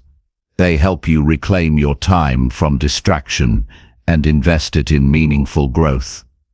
Set boundaries with others about social media. Sometimes, friends or colleagues expect immediate responses or constant updates. You don't need to be available 24/7. Communicate your limits clearly and respectfully. Decide when and how you engage online. This protects your focus and reduces social pressure. You create space for deeper, offline connections that nourish your well-being. Learn to tolerate boredom and discomfort without reaching for your phone. Social media often fills the quiet moments or uneasy feelings, but true peace comes when you face those moments fully. Notice your thoughts and feelings without judgment. Sit with silence or stillness. This builds inner strength and reduces your dependency on external stimulation. Over time, you train your mind to find calm within, rather than seeking it outside. Remember that your self-worth is not tied to likes, comments, or followers. Social media can distort reality and create unhealthy comparisons. Protect your inner peace by grounding yourself in your values and achievements, not in online validation. Practice gratitude and self-compassion. Focus on what you can control: your actions, your mindset, and your time. This shifts your energy from seeking approval to creating meaning. Regularly review your social media habits. What's working? What's draining? Adjust your limits and strategies as needed. Life changes, and so do your priorities. Keep your approach flexible but intentional. Reflection helps you stay aligned and prevents slipping back into old patterns. Limiting social media is a powerful step toward mastering your time and protecting your mental space. It frees you from distraction, reduces stress, and creates room for focused work and genuine connection. This discipline isn't easy at first, but it's a profound act of self-respect. When you control your social media use, you reclaim your peace and open the door to deeper fulfillment. This is how successful people manage their time and protect their inner calm in a noisy world. Chapter 13. Use a calendar and stick to your plan. Using a calendar effectively is one of the most powerful tools to take control of your time and your life. A calendar is not just a place to note appointments or deadlines. It is your roadmap for the day, week, and month ahead. It transforms vague intentions into clear commitments. When you use a calendar consistently, you create structure that guides your actions and keeps your focus sharp. Without this tool, time slips away unnoticed. Plans become vague wishes. Priorities get lost in the noise. Using a calendar is a way to anchor your day with purpose, ensuring that what matters gets done and distractions stay at bay. The first step to using a calendar well is to treat it as a sacred space for your commitments, not just a passive tool. Every task, appointment, and goal deserves a place in your schedule. Writing things down changes how you relate to them. It moves them from your busy mind into a tangible plan. This simple act frees mental space and reduces stress because you don't have to remember everything. You create trust with yourself by making promises and keeping them. This builds discipline and confidence. A calendar also helps you see your time realistically. Many people underestimate how long tasks take or how many responsibilities they have. This leads to overbooking, rushing, and frustration. When you schedule your tasks with clear start and end times, you get an accurate picture of your day. You stop assuming you have endless hours. You start making intentional choices about where your time goes. This awareness protects you from burnout and helps maintain steady, sustainable progress. Consistency is crucial. A calendar only works if you use it daily. Make it a habit to review your calendar every morning and plan your day accordingly. Adjust as needed, but honor your commitment. Treat your calendar appointments as real meetings with yourself and with others. This mindset shift changes how seriously you take your time. It helps you resist distractions and say no to activities that don't fit your priorities. Sticking to your calendar builds integrity and respect for your own time. Prioritize scheduling time for your most important work first.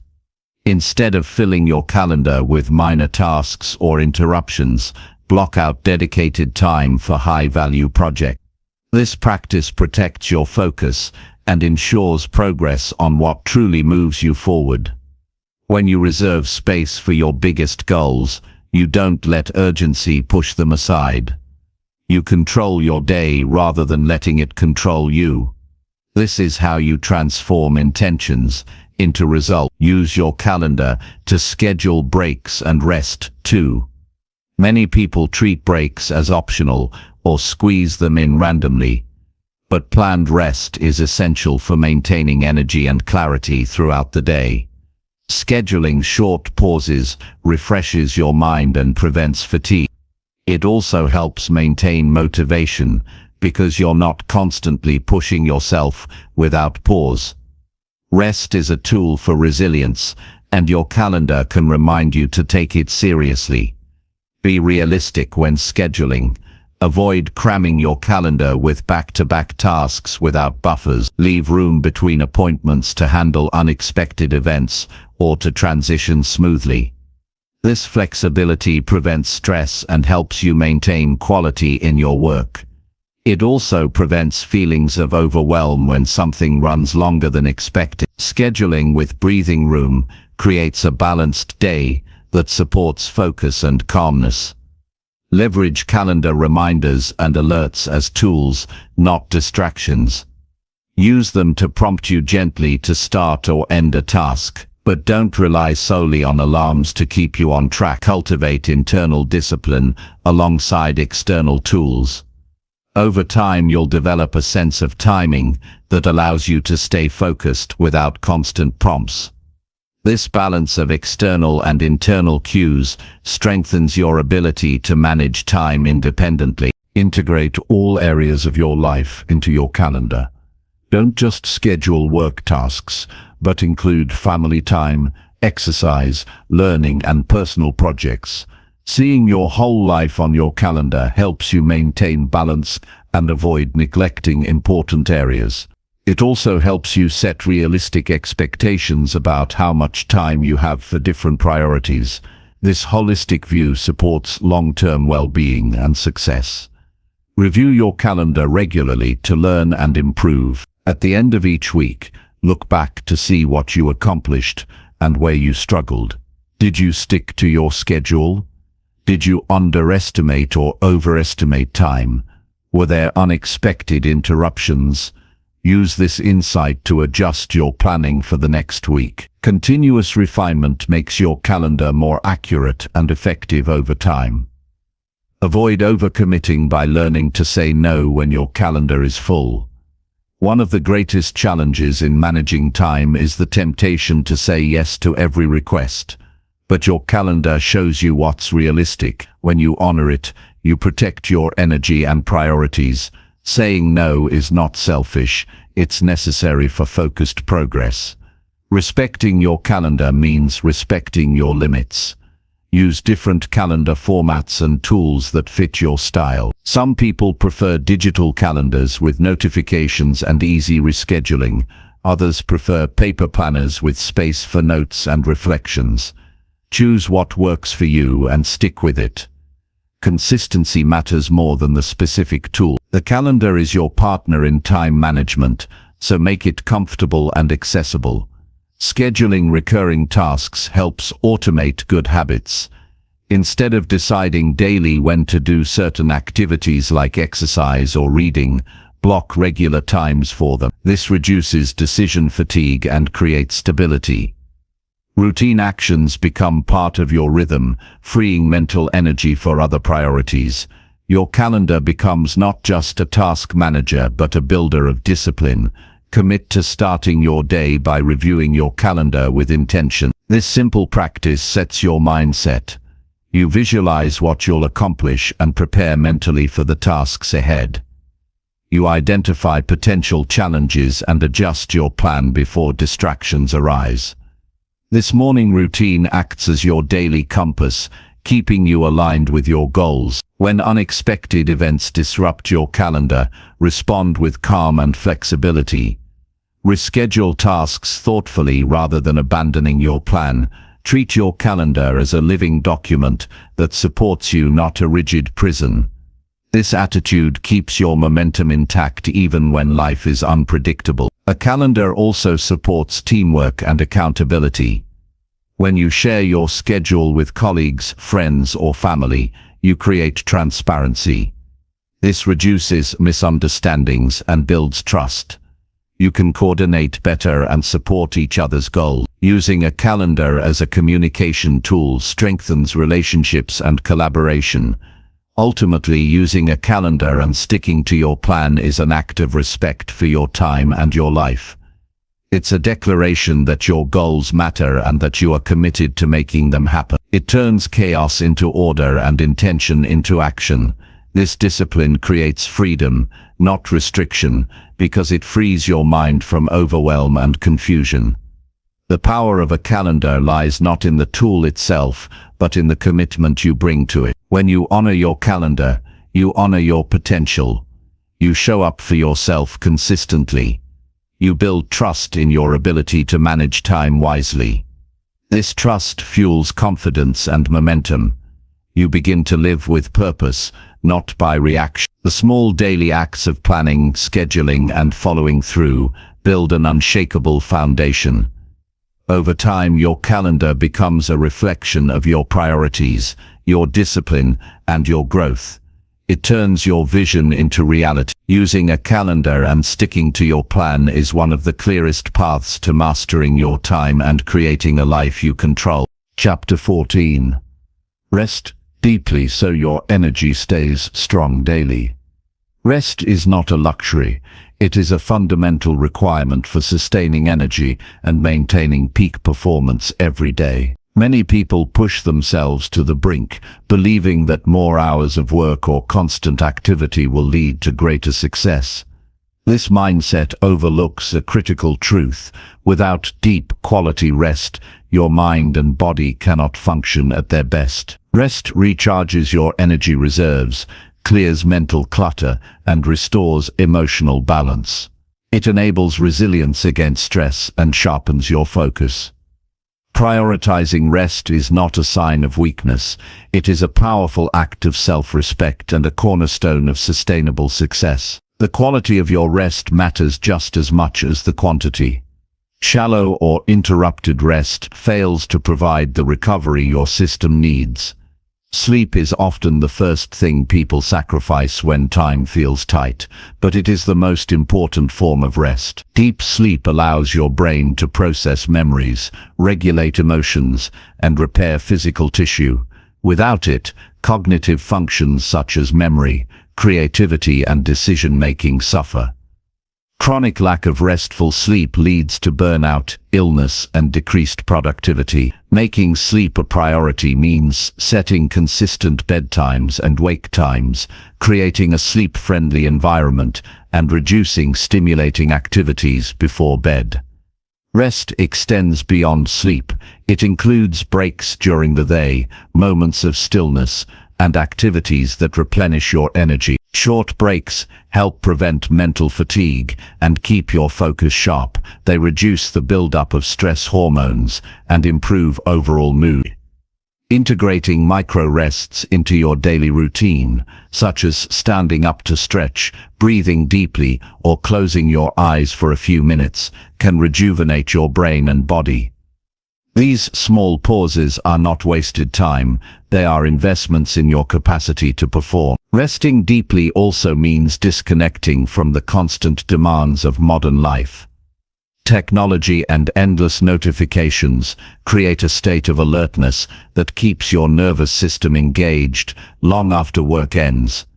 Establish clear boundaries to separate work time from rest time. Turn off screens at least an hour before bed. Engage in calming activities like reading, meditation, or gentle walks. These habits help transition your mind from active problem-solving to restful recovery. The more intentional you are about rest, the more fully your energy replenishes. Listening to your body's signals is crucial. Fatigue, irritability, difficulty concentrating, and decreased motivation are signs that your energy reserves are low. Ignoring these signs leads to diminishing returns and longer recovery times. When you notice these signals, prioritize rest, even if it means saying no to certain commitments. Respecting your limits preserves your well-being and sustains your long-term progress. Deep rest also nurtures emotional resilience. When your mind is tired, negative thoughts and stress can overwhelm you. Rest provides the mental space to process emotions and regain balance. This clarity improves your ability to handle challenges without becoming overwhelmed. It strengthens your resolve and allows you to approach difficulties with calmness rather than reactivity. Incorporate restorative activities into your routine. Practices like meditation, deep breathing exercises, and gentle yoga calm the nervous system and promote relaxation. Nature walks or spending quiet time outdoors can reset your mental state and reduce stress. These activities are not indulgences, they are essential tools for maintaining high energy and mental clarity. Avoid the trap of busyness equals productivity. Constant activity without rest leads to exhaustion, mistakes, and poor decisions. Success is not about how much you do, but how well you do it. Deep rest enhances your ability to concentrate, innovate, and make sound choices. It fuels your creative and strategic thinking, allowing you to work smarter, not harder. Creating a restful environment supports deep rest. This includes comfortable bedding, a cool and dark room, and minimal noise. Regularly declutter your sleeping area to create a calm space free from distractions. These conditions signal your body that it's time to relax and recover. Build rituals around rest to signal your body and mind that it's time to shift gears. Simple actions like dimming lights, avoiding caffeine late in the day, or listening to calming music can help. These cues train your system to anticipate rest, making it easier to fall asleep and enter restorative states. Be patient with yourself as you adjust to prioritizing rest. Many people feel guilty for taking time off or fear falling behind. Understand that rest is part of your productivity cycle. The energy you conserve through rest multiplies your capacity to perform. This mindset shift transforms how you value your time and effort. Track your sleep and rest habits to identify patterns and make improvements. Use journals or apps to monitor how different behaviors affect your energy. This feedback helps you fine-tune your routine for maximum benefit. Over time, you learn what supports your best rest and what disrupts it. Remember that rest is a daily commitment, not a one-time fix. Consistent attention to quality rest creates a foundation for sustained success. It prevents burnout and keeps you moving forward with strength and clarity. Your ability to rest deeply directly impacts your effectiveness, creativity, and happiness. When you honor rest as a priority, you build a powerful rhythm in your life. Work and activity flow naturally into recovery and rejuvenation. This balance enhances your physical health, mental resilience, and emotional well-being. It allows you to face each day with vigor and focus. In conclusion, rest deeply and regularly to keep your energy strong. Protect your time for sleep and recovery. Integrate restorative breaks and calming practices into your routine. Create an environment that supports relaxation. Listen to your body's signals and adjust accordingly. By doing so, you lay the foundation for lasting productivity, creativity, and success. This commitment to rest is not just self-care, it is the fuel that powers your ability to achieve and sustain your goals. Chapter 15. Batch similar tasks to save precious mental effort. Batching similar tasks is a strategic approach that can dramatically improve your productivity and conserve your mental energy. When you group similar activities together and handle them all at once, you reduce the cognitive load caused by constantly switching between different types of tasks. This approach allows your mind to stay in a consistent mode, minimizing distractions and increasing efficiency. It's a practical method that successful people use to get more done with less effort. The mental cost of switching tasks is often underestimated. Every time you move from one kind of activity to another, your brain needs time to adjust and refocus. This transition period is not just a momentary pause, it actually reduces your overall effectiveness and increases fatigue. By batching similar tasks, you eliminate many of these costly shifts. For example, answering all emails in one dedicated period, instead of checking them sporadically, keeps you in an email mindset, making the process faster and less draining. To implement batching, start by identifying tasks that naturally fit together. These can be administrative duties, phone calls, errands, or creative work. Group them into clusters based on their similarity. Then allocate specific blocks of time in your schedule to complete each batch. During these blocks, focus solely on that category of work. Resist the temptation to jump between different types of tasks or multitask. This focused approach allows you to build momentum and complete work more quickly. Batching also helps to reduce distractions. When you designate time for particular tasks, you create clear boundaries. Instead of being interrupted multiple times throughout the day to handle similar requests or activities, you handle them all in one go. This consolidation minimizes interruptions and frees up your attention for deeper, more important work during other periods. Another benefit of batching is that it fosters a sense of accomplishment.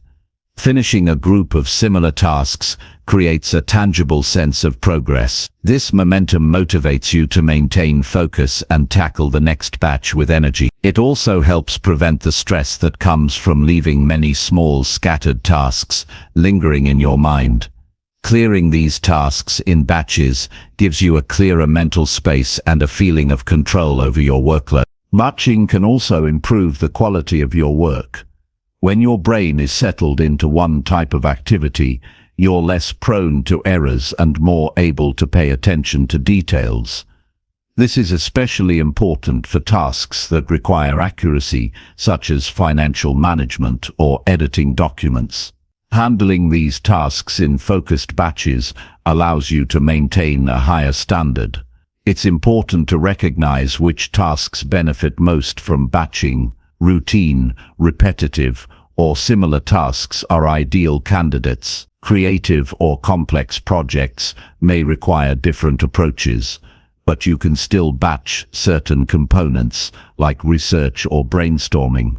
Organizing your day around these batches allows you to preserve your best energy for the most demanding work. To get started, analyze your daily activities and list tasks that often interrupt your flow or drain your energy. Group them by type and set up batch periods for each. Use timers or alarms to stick to these periods and avoid overruns. Over time, refine your batching schedule based on what feels most natural and productive. Batching is especially powerful when combined with other time management techniques. For example, using batching within your time-blocked schedule maximizes focus. Pairing it with a clear priority system ensures you're batching the right tasks at the right time. This layered approach multiplies your effectiveness and helps maintain consistent progress toward your goals. Don't forget to communicate your batching strategy to colleagues, family, or anyone who might expect your immediate attention. Let them know when you will be available to respond to emails, calls, or other requests. This transparency helps manage expectations and reduces pressure to react instantly, which supports your batching efforts. Batching also encourages you to automate or delegate repetitive tasks where possible. By identifying these clusters, you can find tools, systems, or people to handle parts of the workload. Automation frees your time and mental space for higher value activities. Delegation empowers others and helps you focus on your unique strengths. Monitor your batching habits regularly. Pay attention to how they affect your productivity and energy levels. Adjust batch sizes, timing, or task groupings to find the optimal balance. Experimentation helps you discover what works best for your rhythm and responsibilities. Avoid making batches too large or too small. Too large and you risk fatigue or boredom. Too small and you lose the benefits of focus and efficiency. Aim for manageable chunks of work that keep you engaged and energized. Break larger batches into sub-batches if needed to maintain momentum. Batching is a skill that improves with practice. At first, it might feel unnatural or restrictive. Your mind may resist staying in one task mode for extended periods. Persistence builds discipline and mental endurance. Soon, batching becomes a natural part of your workflow and a powerful ally in managing your time. By batching similar tasks, you protect your mental energy from unnecessary waste. You streamline your day, increase productivity, and reduce stress. This method allows you to work smarter, not harder. It creates space for focused creativity and strategic thinking. Ultimately, batching transforms how you approach work and time management. Embracing batching aligns with the mindset of successful people who recognize that every minute and every ounce of energy counts. It's not about doing more at once, but about reducing wasted effort and making your work more intentional. This simple adjustment can lead to remarkable improvements in your daily effectiveness and long-term achievement. Practice batching consistently and watch how it reshapes your relationship with time. You gain clarity, control, and confidence. You accomplish more with less mental strain. You build habits that support ongoing growth and resilience. Batching is a practical, actionable step toward mastering your time and creating a life marked by focused effort and meaningful results. Chapter 16. Review your week and improve what felt off. Taking time each week to review your progress is essential for continual growth and improvement. Without this reflection, it's easy to repeat the same mistakes or lose sight of your goals. A weekly review gives you the opportunity to step back, examine what went well, identify what felt off, and make deliberate adjustments. It turns experience into wisdom and confusion into clarity. This practice strengthens your self-awareness and empowers you to take control over your time and actions. Begin by setting aside a specific time each week, dedicated solely to review. Treat this appointment with yourself as seriously as a meeting with others. Consistency creates habit and signals the importance of this process. Use a quiet space free from distractions so you can think deeply and honestly about your week. Start your review by looking at your accomplishments. Acknowledge the tasks you completed and progress you made. Celebrate even small wins. Recognizing success builds confidence and motivates you to keep moving forward. It reinforces the positive habits that support your growth and productivity. Next, examine the moments that felt challenging or off track. Don't avoid these areas. Instead, approach them with curiosity and openness. Ask yourself what caused those difficulties. Were there unexpected interruptions, poor planning, lack of energy, or unclear priorities? Understanding the root causes is the key to effective improvement. Identify patterns in what didn't work. Are there recurring distractions or time leaks? Do certain types of tasks consistently take longer than expected? Is your energy highest at specific times of day? Awareness of these patterns allows you to make smarter decisions about how to structure your time and tasks. Be honest with yourself about where you may have said yes to too many commitments or neglected rest. Recognize if perfectionism, procrastination, or fear played a role in slowing you down. These insights help you break unproductive cycles and develop healthier habits. Use your review to adjust your upcoming week's plan. Apply the lessons learned by scheduling time differently, setting clearer boundaries, or changing your approach to specific tasks. For example, if you noticed meetings disrupted your focus, consider batching them or setting stricter limits. If fatigue impacted your work quality, prioritize rest or shift demanding tasks to when you have more energy. Incorporate feedback loops into your weekly review. Reflect not only on your actions, but also on your mindset and emotional state. How did your attitude affect your productivity? Were you resilient or reactive in the face of challenges? This holistic view deepens your self-mastery and strengthens your ability to adapt. Document your insights in a journal or planner. Writing down what you observe and plan increases accountability and makes your reflection tangible. It also allows you to track progress over time. Reviewing past entries helps you recognize growth and stay motivated.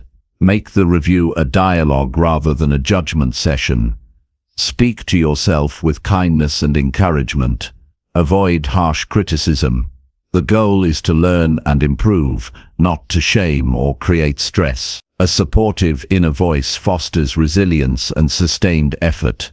Experiment with different review methods to find what resonates. Some people prefer answering structured questions, others like free writing, and some use visual tools like mind maps. The format is less important than the habit of consistent, thoughtful reflection. Commit to action after your review. Insights have value only when translated into steps you actually take. Choose 1 or 2 key changes to implement the following week. This focus prevents overwhelm and increases the likelihood of success. Small, consistent improvements compound into significant results over time. Recognize that improvement is a continuous process. Not every week will be perfect, and setbacks are normal. The weekly review keeps you grounded and focused on long-term progress rather than short-term perfection. It cultivates patience and persistence. Integrate your review with other time management practices like planning, prioritizing, and batching. This creates a cohesive system that supports your goals and reduces wasted effort. Each practice reinforces the others, making your overall approach more effective. As you develop the habit of weekly review, you become more proactive in managing your time and energy. You catch issues early and adjust before they escalate. This agility is a hallmark of successful people who master their time. Over time, your weekly reflections deepen your understanding of yourself and your work. You become more aligned with your values and more intentional in your choices. This clarity brings peace of mind and greater fulfillment. Keep your review simple and realistic. Avoid overcomplicating or spending excessive time on it. Even a brief, focused session can yield powerful insights. The key is consistency and sincerity. Use your review to reconnect with your purpose. Reflect on how your weekly actions contribute to your larger goals and vision. This connection fuels motivation and guides your daily decisions. Remember that reviewing your week is an act of self-care and commitment. It shows that you value your growth and respect your time. This practice strengthens your discipline and helps build momentum for lasting success. By regularly reviewing your week and improving what felt off, you create a powerful feedback loop that drives continuous self-improvement. You sharpen your direction, boost your efficiency, and build resilience. This habit transforms how you manage time and shapes the trajectory of your life. Chapter 17. Focus on growth, not busyness or feeling rushed. The difference between being busy and being productive lies in the focus on growth rather than merely filling time. Many people confuse constant activity with meaningful progress. This misunderstanding leads to a life of rushing, stress, and exhaustion without true advancement toward personal goals. Growth requires intentional effort and clear priorities. It demands attention to how you develop skills, habits, and mindset, not just how many tasks you complete or how quickly you move. When your focus shifts to growth, busyness loses its appeal and feeling rushed fades away. Growth is about deliberate improvement in areas that truly matter. It involves learning, refining, and expanding your capabilities. When you orient your day toward growth, every action has purpose and direction. This clarity keeps you grounded and prevents distractions from pulling you off course. You stop reacting to every demand or impulse and start designing your life with intention. Busyness often comes from external pressures or internal fears. The need to prove worth or avoid discomfort drives frantic activity. This can create the illusion of productivity, but often results in wasted effort. Growth asks for a different approach. It requires patience to cultivate skills and the wisdom to choose what deserves your time. It's not about speed, but depth and quality. Feeling rushed is a symptom of poor time management and lack of focus. When you rush, mistakes increase, creativity diminishes, and stress escalates. This state is counterproductive for sustained growth. Instead, slowing down to focus on one meaningful task at a time enhances learning and mastery. Deep focus strengthens neural pathways and builds lasting competence. To focus on growth, start by defining what growth means for you personally. This might involve acquiring new knowledge, improving emotional intelligence, developing physical health, or building stronger relationships. Having a clear definition aligns your actions with what truly matters. It turns daily efforts into steps toward becoming the person you want to be. Set specific, measurable growth goals instead of vague to-do lists. Goals centered on improvement provide motivation and direction. They help you evaluate your progress beyond just checking off tasks. For example, instead of aiming to work more, aim to learn a new skill or strengthen a habit. This mindset shift brings meaning to your daily routine. Prioritize activities that contribute to your growth over those that create busyness without value. Evaluate how each task or commitment serves your development. Eliminate or delegate what does not support your goals. This practice frees time and energy for what truly advances you. Create routines that integrate growth into your daily life. Consistency builds momentum and embeds progress into your habits. Whether it's reading daily, practicing a skill, or reflecting on your experiences, these routines keep growth at the forefront. They transform aspirations into tangible results. Embrace the process of growth as ongoing and non-linear. Progress often involves setbacks, plateaus, and challenges. Accepting this reality reduces frustration and builds resilience. Each obstacle becomes a learning opportunity rather than a reason to rush or give up. Mindfulness supports growth by keeping you present and aware of your intentions. When you act with awareness, you avoid automatic busyness. You make conscious choices that align with your goals. This presence deepens your engagement and enhances the quality of your work. Avoid multitasking as it fragments attention and impairs learning. Focusing on one task fully leads to better outcomes and faster skill acquisition. This focused effort beats scattered busyness every time. Regularly review your growth by reflecting on what you learned and how you improved. This practice reinforces your progress and informs adjustments. Reflection turns experience into wisdom and fuels motivation. Surround yourself with people who value growth and discourage busyness. Supportive environments foster accountability and inspiration. They help maintain your focus when distractions arise. Balance action with rest to sustain energy for growth. Overworking leads to burnout, while proper rest rejuvenates the mind and body. Growth thrives in cycles of effort and recovery. Use setbacks as feedback, not failure. Learning to interpret challenges constructively accelerates growth and reduces stress. This mindset prevents the frantic rush to fix everything immediately.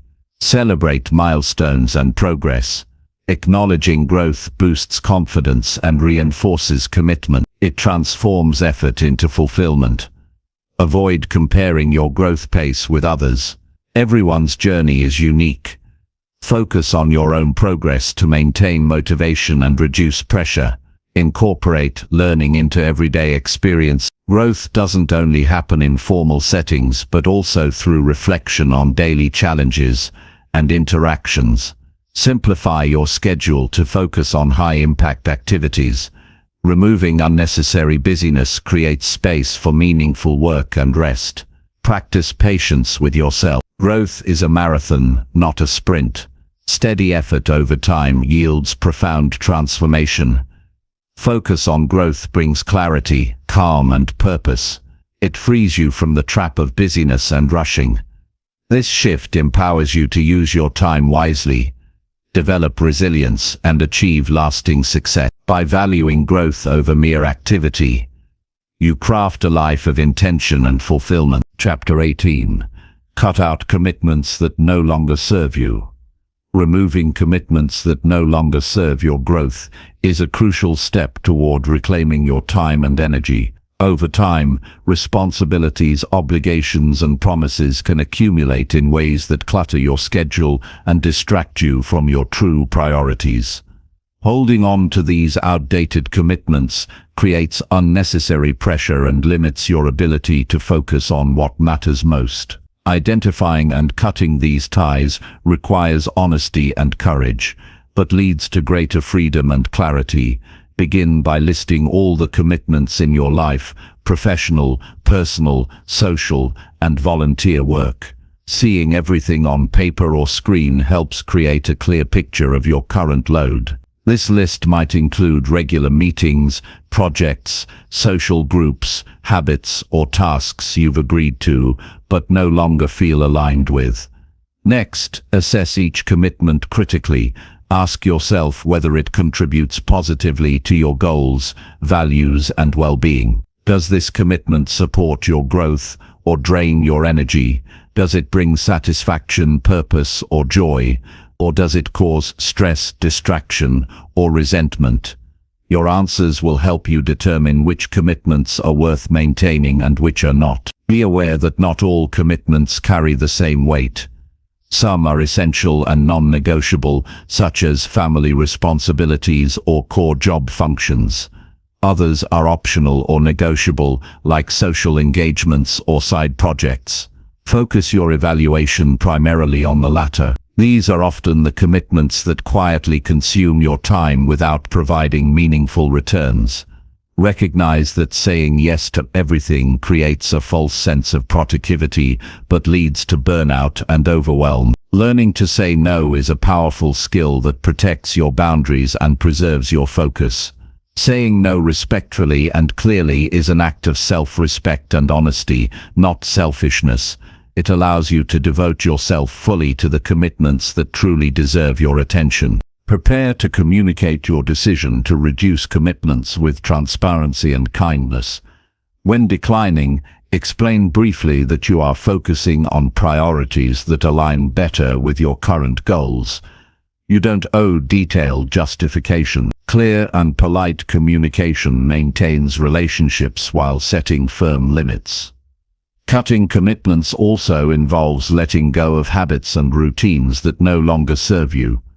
Some activities may have seemed beneficial at one point but have since become distractions. This could include excessive social media use, attending meetings out of obligation, or engaging in tasks that don't move you forward.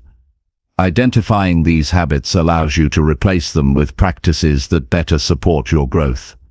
Be mindful of emotional attachments to commitments. Guilt, fear of disappointing others, or desire to please can keep you tied to things that harm your well-being. Acknowledge these feelings without letting them control your choices.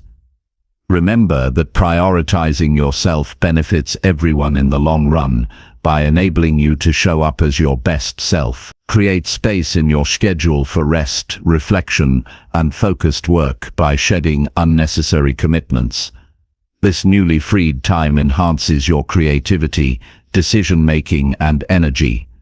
It empowers you to say yes to opportunities aligned with your vision and goals. Monitor how removing commitments affects your mental and physical health. You may notice reduced stress, improved mood, and greater clarity. These benefits reinforce the importance of maintaining healthy boundaries in the future. Regularly revisit your list of commitments. Life changes, and so do your priorities. Making commitment review a habit prevents gradual overload and keeps your focus sharp. It allows you to adapt proactively rather than reactively. Cutting commitments is not about abandoning responsibility, but about conscious stewardship of your time and energy. It is a skill that requires practice, reflection, and confidence. Over time, it leads to a balanced life where your efforts match your intention. Recognize that letting go can sometimes bring discomfort or fear of missing out.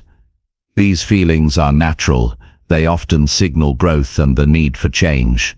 Trust that making space creates opportunities for new and better aligned experience. Celebrate the courage it takes to say no and simplify your life.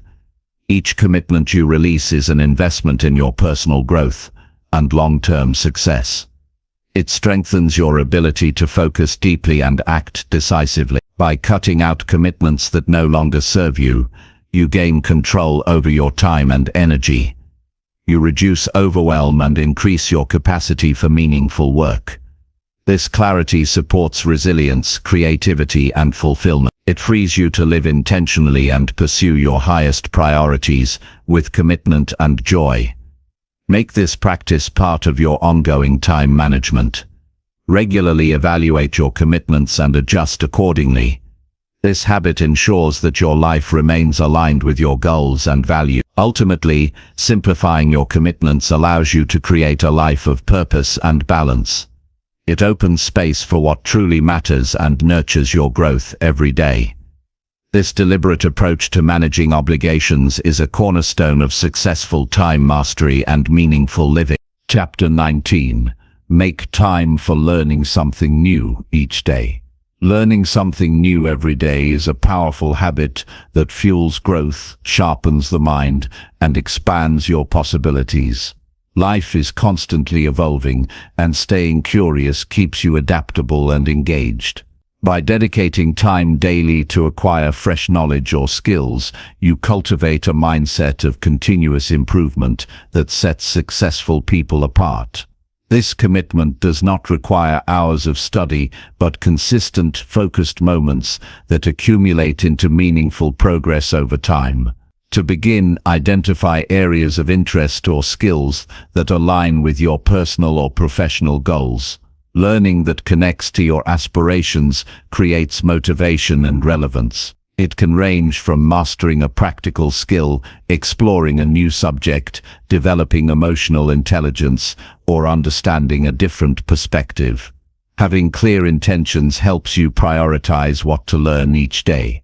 Allocate specific moments in your daily routine for learning. This could be during your commute, morning coffee, lunch breaks, or before bed.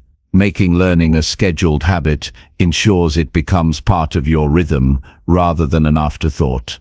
Even brief sessions of 5 to 15 minutes contribute significantly when practiced consistently. Use a variety of learning methods to keep the process engaging and effective. Reading books, articles, or research papers enriches knowledge. Listening to podcasts or audiobooks allows absorption of ideas while multitasking or relaxing. Watching instructional videos or taking online courses provides visual and interactive experiences. Writing summaries or discussing what you learn deepens understanding and retention. Set realistic learning goals for each session. Focus on one concept or skill at a time to avoid overwhelm. Breaking down complex topics into manageable chunks makes learning achievable and satisfying. This approach also supports long-term mastery rather than superficial familiarity. Track your learning progress to maintain motivation and see growth. Keeping a journal, log, or digital note of what you learn each day creates a tangible record. Reflecting on this list regularly highlights your expanding knowledge and boosts confidence. It also reveals gaps or new interests to explore further. Be open to learning from diverse sources and viewpoints. Exposure to different cultures, disciplines, and opinions broadens your thinking and creativity. It prevents stagnation and enriches your problem-solving abilities. This openness fosters humility and adaptability, essential qualities for personal and professional success. Balance formal and informal learning. Formal education provides structure and depth, while informal experiences like conversations, observation, and experimentation offer practical insights. Both contribute uniquely to your development. Embrace learning opportunities in everyday life as well as planned study. Apply what you learn promptly. Putting new knowledge or skills into practice reinforces them and demonstrates their value. It turns passive information into active growth. Experimentation and real-world application also reveal areas needing refinement or further study. Encourage a growth mindset by viewing learning as a lifelong journey rather than a destination. Embrace challenges, mistakes, and setbacks as natural parts of this process. Persistence and curiosity sustain your commitment even when progress feels slow. Surround yourself with others who value learning and self-improvement. Engaging with like-minded individuals provides inspiration, accountability, and shared resources. Collaborative learning often sparks new ideas and accelerates growth. Limit distractions during your learning time to maximize focus. Create an environment conducive to concentration by minimizing noise, turning off notifications, and organizing materials. Deep attention enhances comprehension and enjoyment. Use questioning as a tool to deepen your learning. Asking why, how, and what if prompts critical thinking and connection making. This active engagement transforms passive reading or listening into meaningful exploration. Incorporate review sessions into your learning habit. Revisiting previous material strengthens memory and integrates knowledge. Spaced repetition and regular reflection improve long-term retention and understanding. Celebrate your learning milestones and progress. Acknowledge new skills acquired or concepts understood. Positive reinforcement encourages continued effort and builds confidence. Stay adaptable in your learning approach. As your interests, goals, and circumstances change, be willing to shift focus or methods. Flexibility ensures your learning remains relevant and enjoyable. Recognize the cumulative power of daily learning. Small, consistent efforts compound into significant knowledge and skill over time. This steady accumulation fuels innovation, problem-solving, and opportunity creation. Prioritize quality over quantity. Deep understanding of a few topics often surpasses shallow familiarity with many. Focused, deliberate learning yields greater impact on your growth. Balance learning with rest to avoid burnout. Mental recovery enhances creativity, focus, and retention. Integrate breaks and leisure to sustain your capacity for absorption and application. Use technology wisely to support your learning goals. Tools like apps, online courses, and digital libraries provide easy access to vast resources. Choose platforms that align with your preferences and learning style. Maintain curiosity by exploring new subjects or challenging existing beliefs. This openness drives intellectual growth and resilience in a changing world. Integrate learning into your daily conversations and activities. Sharing knowledge and discussing ideas reinforce your understanding and enrich social connections. Avoid comparing your learning pace to others. Everyone's journey is unique. Focus on your progress and enjoy the process. Reflect on how your daily learning contributes to your broader vision. This connection brings meaning and purpose to your efforts. Approach learning as a form of self-respect and investment in your future. Valuing your growth encourages discipline and enthusiasm. By making time for learning something new each day, you cultivate a mindset that embraces change and challenges. This habit enriches your life, sharpens your skills, and opens doors to opportunities. It is a powerful, actionable step toward continuous personal and professional development that keeps you moving forward with confidence and purpose. Chapter 20. Live each day with purpose. Not by reaction. Living each day with purpose means choosing your path actively rather than drifting in response to circumstances. When life feels chaotic, it's easy to react impulsively to events and demands, losing sight of what truly matters. Purpose anchors you to your values and long-term goals, providing clarity and direction.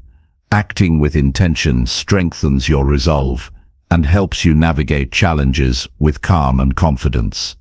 To live purposefully, start by defining what matters most to you. Reflect on your values, passions, and the impact you want to make. Clarify your vision for your life, including personal growth, relationships, career, and contribution. This foundation guides your daily decisions and actions.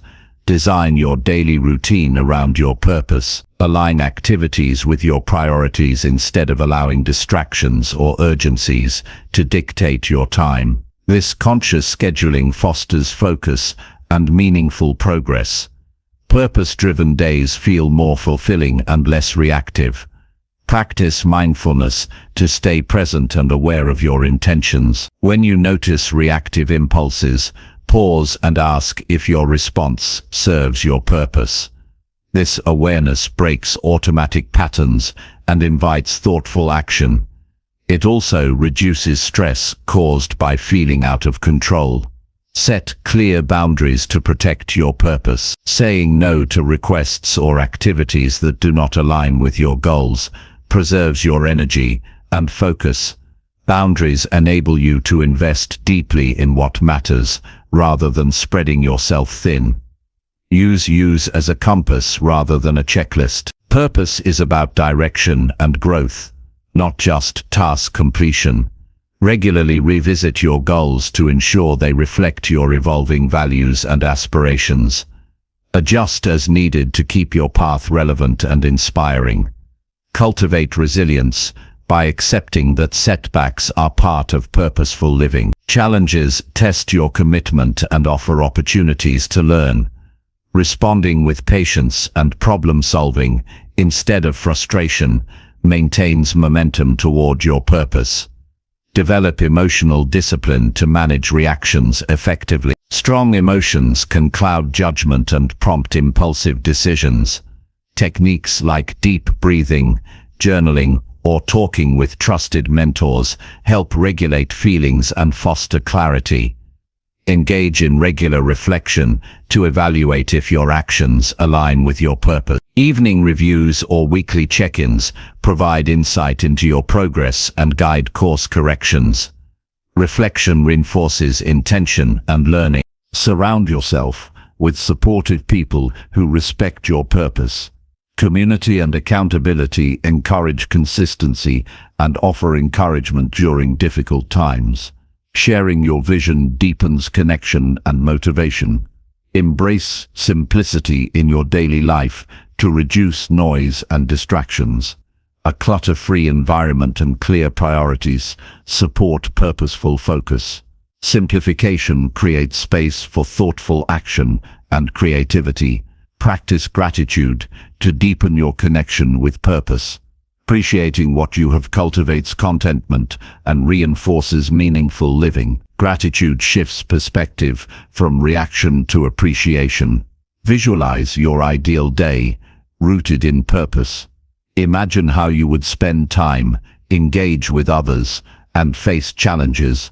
Visualization prepares your mind to act in alignment with your vision. Take ownership of your choices and avoid blaming external circumstances.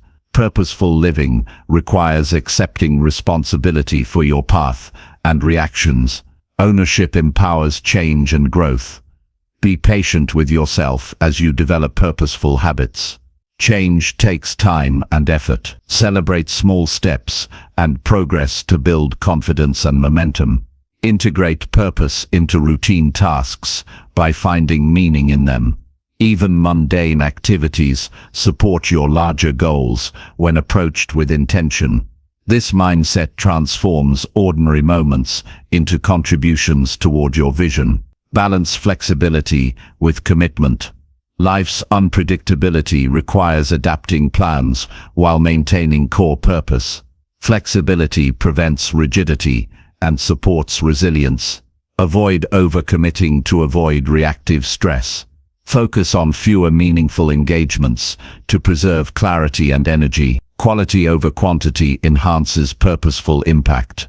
Use setbacks as signals to reassess and realign with purpose. Sometimes challenges indicate necessary change or growth areas. This perspective fosters constructive responses. Invest in self-care to sustain purpose-driven action. Physical, mental, and emotional health are foundations for consistent focus and energy. Celebrate alignment moments when your actions clearly reflect your purpose. These successes inspire continued commitment and satisfaction. Recognize that living with purpose is a daily practice rather than a final destination. Each day offers opportunities to choose intention over reaction anew. By choosing purpose over reaction, you reclaim control of your life. This intentional approach transforms chaos into clarity and stress into calm. Living with purpose empowers you to create meaningful progress and fulfillment. It builds resilience and joy by aligning your actions with your deepest values and goals.